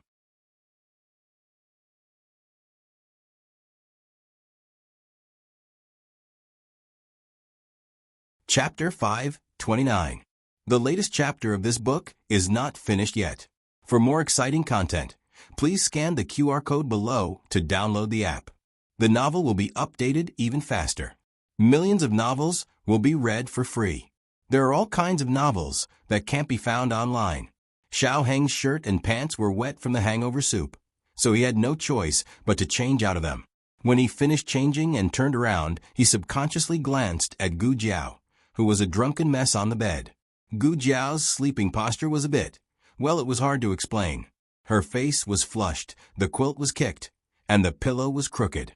She spread out her arms and legs and lay on the mattress, with her head tilted to the side. "Young master, I've cleaned up." Outside the door, senior servant Fang said. "Okay, I know." Xiao Heng agreed. Xiao Heng came to the bedside and looked at Gu Jiao, who was sleeping in such a strange posture for the first time. He inexplicably felt strange in his heart. Then he looked at Gu Jiao's lips. Wait a minute. Is this girl drunk? Or is she dreaming? Why does it feel like she's drooling? Xiao Heng took out a handkerchief and gently wiped her clean. Why does it feel like this girl is smiling even in her dreams? Gu Jiao was drunk and couldn't stay up late, but the rest of the people played until midnight. Then little Jing Kong and Gu Xiaoshan lit firecrackers. Not only their house, but the entire Hutong was lit. Even so, Gu Jiao didn't wake up from her beautiful dream. Her husband is so beautiful and has such a good figure. It's the best I've ever seen in my 2 lifetimes. So good looking, so good looking. In her dreams, Gu Jiao hugged the small quilt and rolled around on the bed. The next day, Gu Xiaobao woke up the earliest. He was hungry and wanted to drink milk. Madame Yao fed him milk, so he didn't want to sleep anymore. A 3-month-old baby couldn't sit or crawl, so he could only accept his fate and lie down. His clothes were especially thick. However, Gu Xiaobao was used to it. He did not cry and just licked his fingers, letting Yao Shi sleep a little longer. Last night, when the firecrackers were burning and crackling, he had been obedient. Later, when he fell asleep and was woken up by the firecrackers, he did not make a fuss. He ate his fingers and coaxed himself to sleep. When Yao Shi woke up, Gu Xiaobao was still licking his fingers. Such an obedient child really melted Yao Shi's heart. Madame Yao dressed herself neatly and went to the central room. Yuya, and senior servant Fang also got up. Soon, little Jing Kong and Gu Xiaoshan also got up. The 2 of them sat in the central room in a daze. They did not know what Gu Xiaoshan and little Jing Kong were talking about. Both of them looked at the door of the west room. After a while, Xiao Heng came out of the west room. The 2 of them stared at his right foot.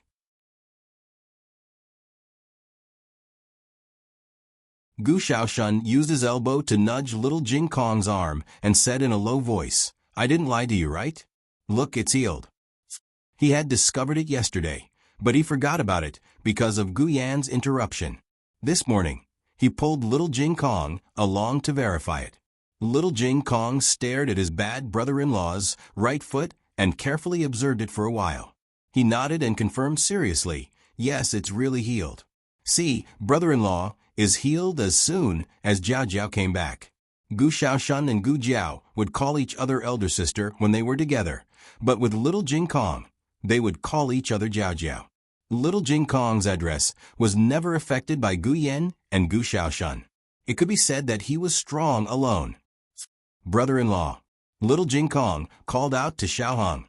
He walked over and raised his hand to touch Xiao Heng's body. When he realized that he could not reach it, he moved a chair and climbed up. He stood on the chair, but he still could not reach it. You come down a little, he said. What?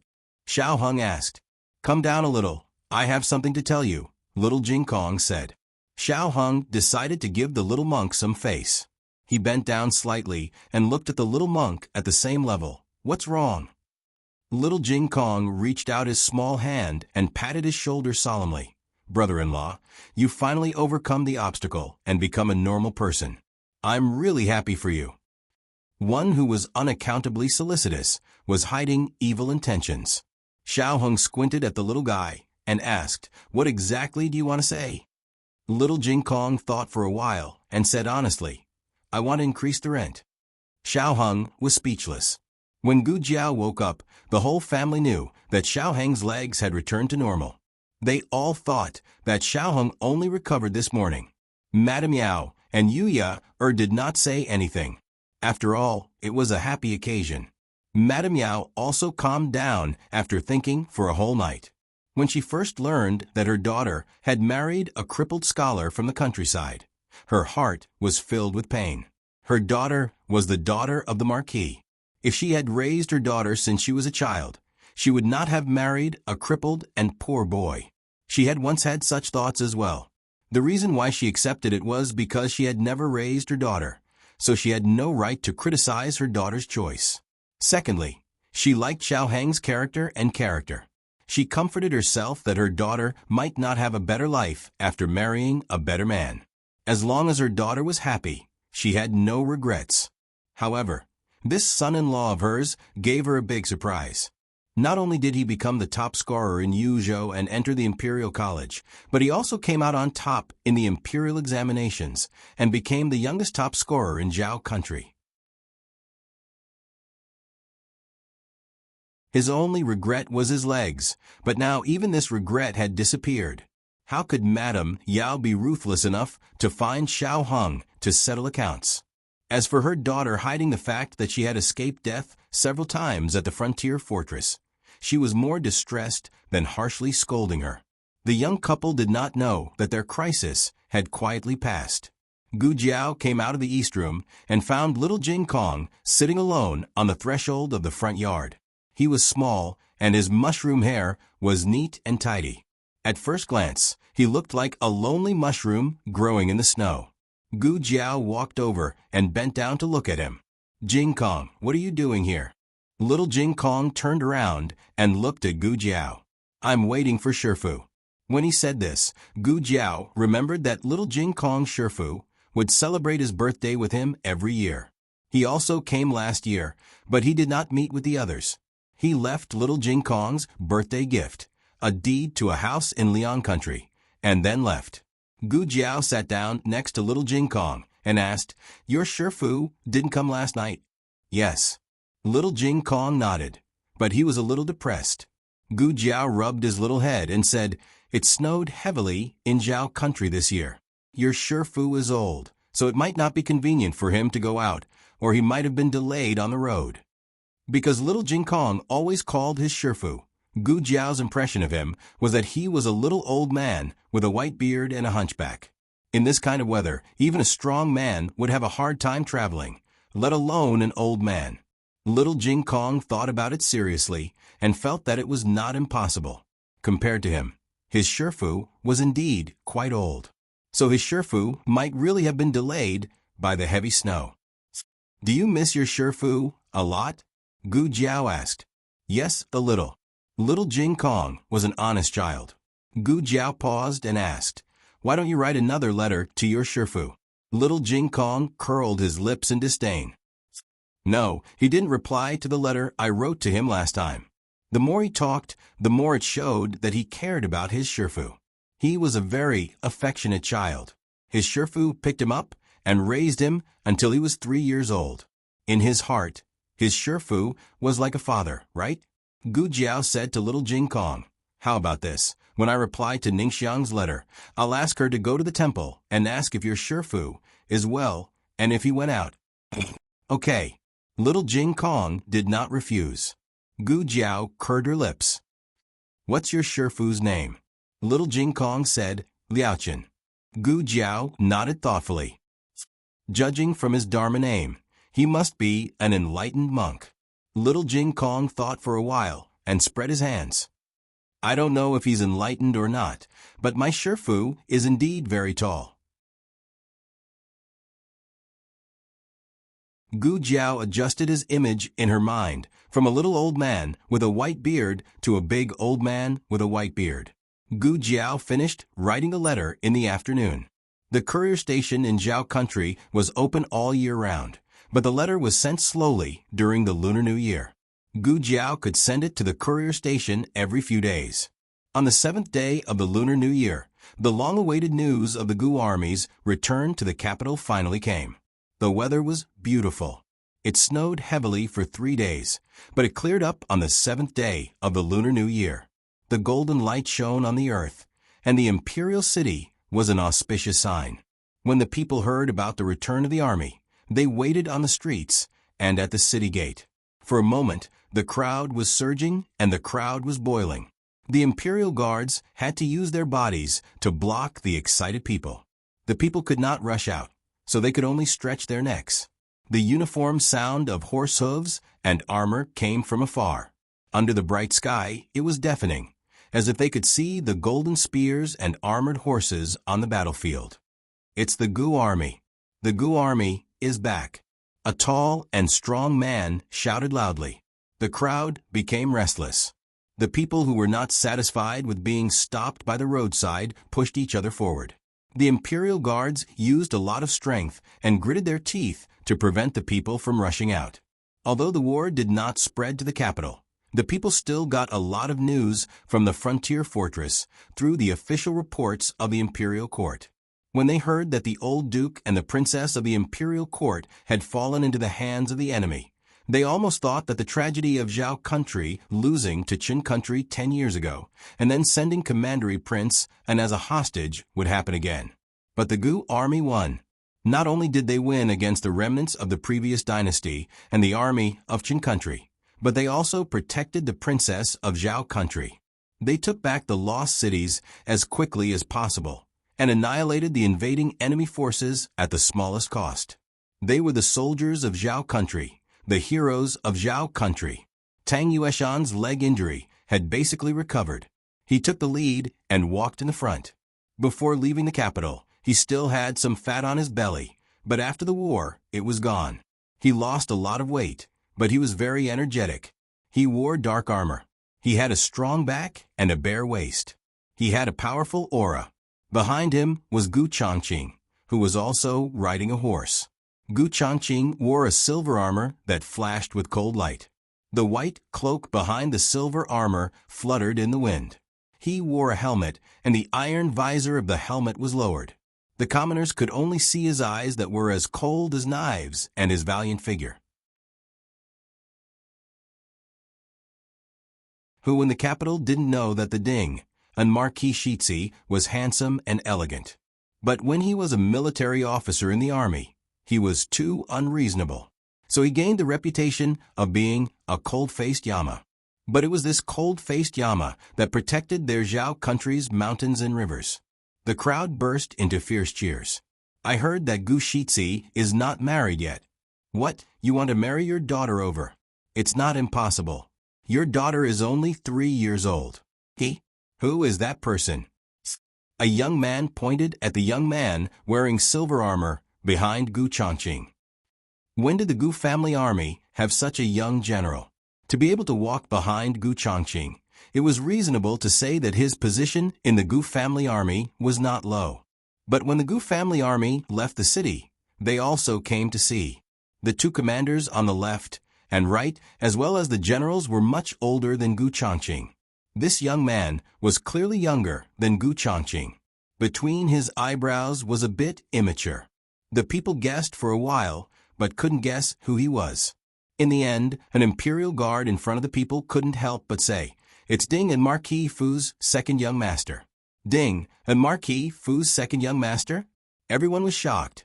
Didn't Ding and Marquis Fu only have one son who knew martial arts? The other young masters were all said to have never practiced martial arts.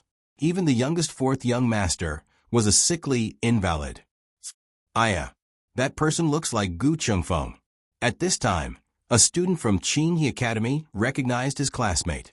Coincidentally, Gu Chenglin was standing right next to him. Knowing that grandfather and brothers were returning, he couldn't wait at home and came to the city gates to greet them. He knew that second brother had also gone to the frontier, but he didn't think that second brother would go to war. He thought that second brother was worried about grandfather and ran over. He wouldn't be able to help at all. Heavens! Chenglin, that person, it can't really be your second brother, right? That student from Qinghai Academy pulled on Gu Chenglin's sleeve. He didn't dare believe his eyes. The other person's killing intent and heroic spirit was too shocking. It was completely different from his impression of Gu Chengfeng. No, it can't be Gu Chengfeng. It must be his eyes that were playing tricks on him. Gu Chengfeng wasn't that powerful. His classmate couldn't recognize him, but Gu Chenglin wouldn't make a mistake. That young soldier who had the qualifications to walk with his eldest brother and receive the praises of the people was clearly his second brother. Gu Chenglin's heart received 10,000 blows. So his eldest brother and second brother were this powerful. Only he was a good-for-nothing. Digression, Gu Chenglin, that's not right. There's also Gu Yen. Gu Yen, world-weary face. Don't cue your grandpa Yen. This book's newest chapter isn't finished yet. For more exciting content, please scan the QR code below to download the app. Novels are updated even faster. Millions of novels are free to read. Novels that can't be found online are all available here.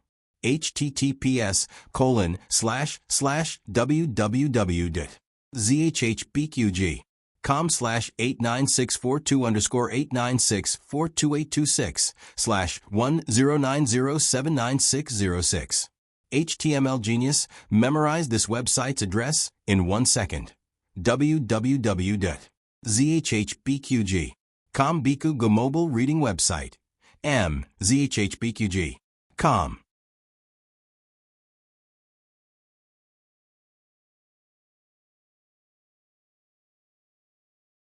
Chapter 530.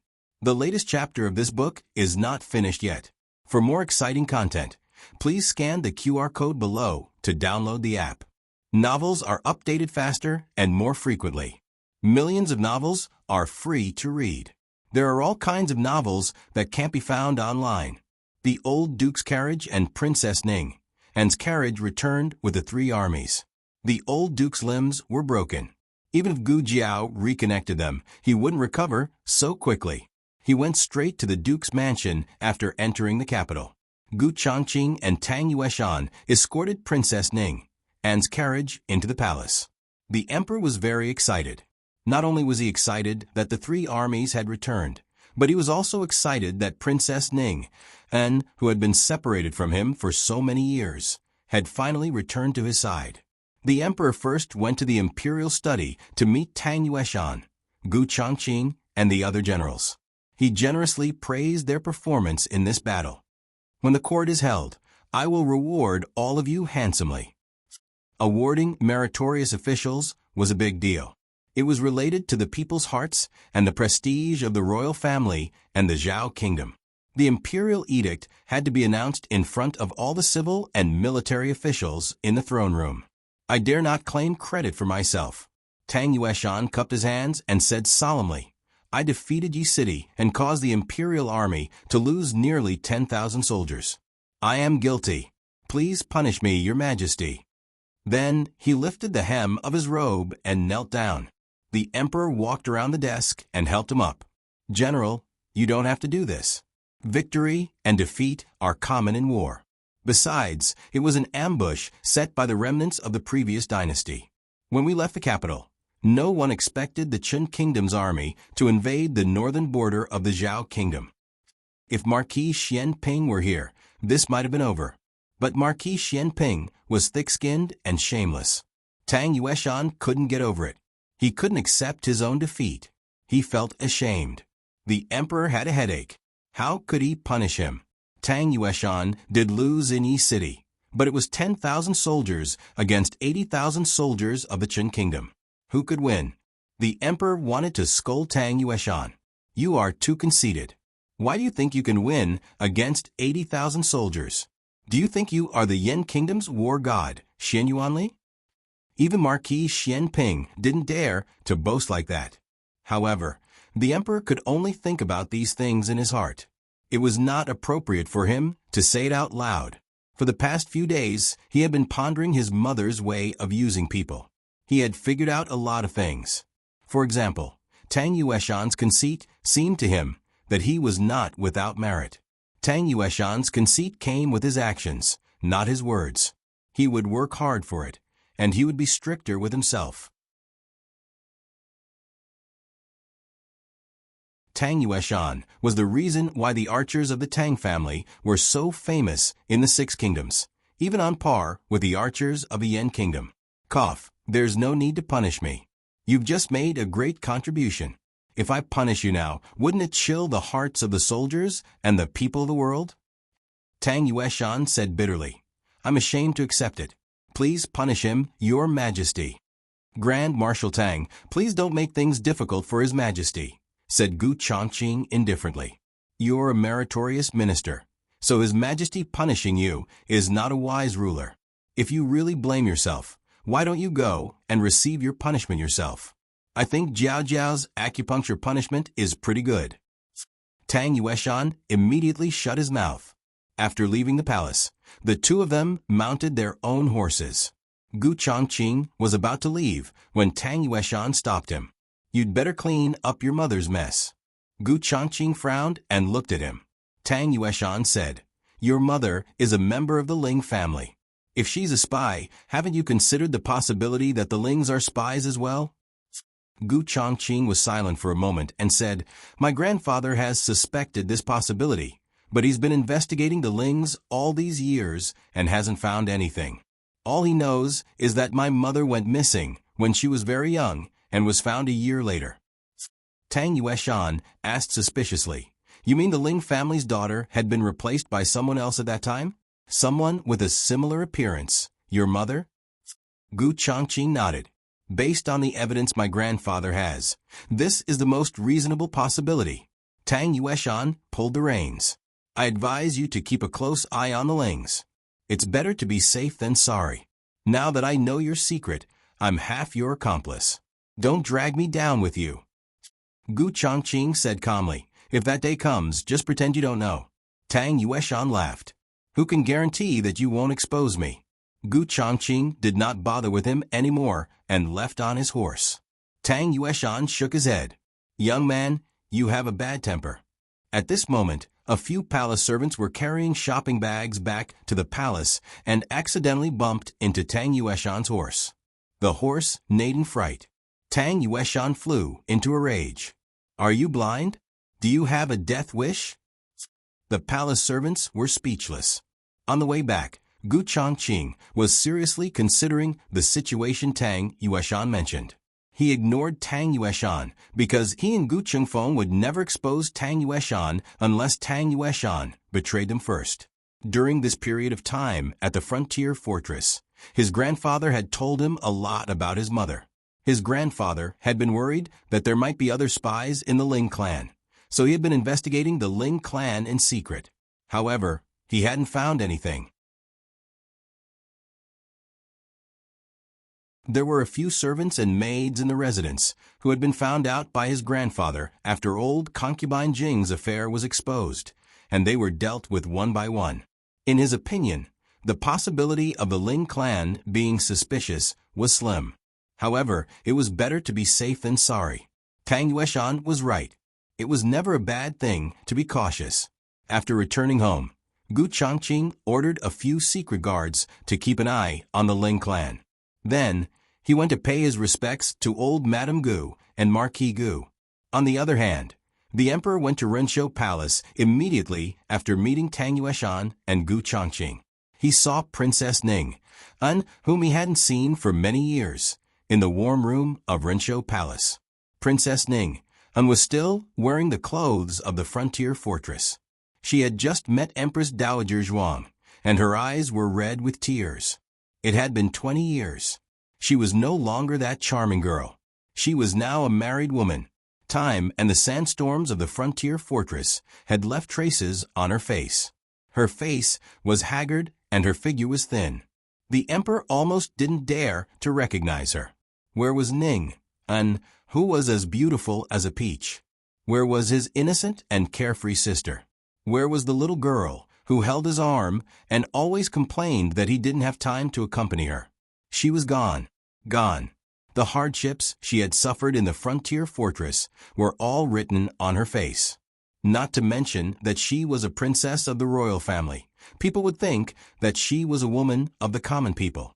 The emperor's heart ached as if it was pricked by a needle. Empress Dowager Zhuang, who was always calm, couldn't help but tear up. "Your Majesty." Princess Ning sobbed and knelt down to salute the emperor. The emperor held her and didn't let her kneel. "Get up." Princess Ning shook her head with tears in her eyes and insisted on kneeling down. "I should kneel. Ning is guilty. Ning was blind. I married the wrong person. I led the wolf into the house. I brought war and disaster to the people of the Zhao kingdom and the frontier fortress. It's all Ning's fault. Ning deserves to die." Big drops of tears fell from her eyes, splashing on her wrinkled dress and splashing on the polished floor. The emperor held her shoulders tightly, his throat swollen and painful. "Don't say it. Don't say it." Princess Ning couldn't hide her self-blame. "Ning has to say it. Mother and your Majesty tried to stop Ning, and again and again. Ning was stubborn. Ning didn't listen to Mother and your Majesty. Ning deserved death."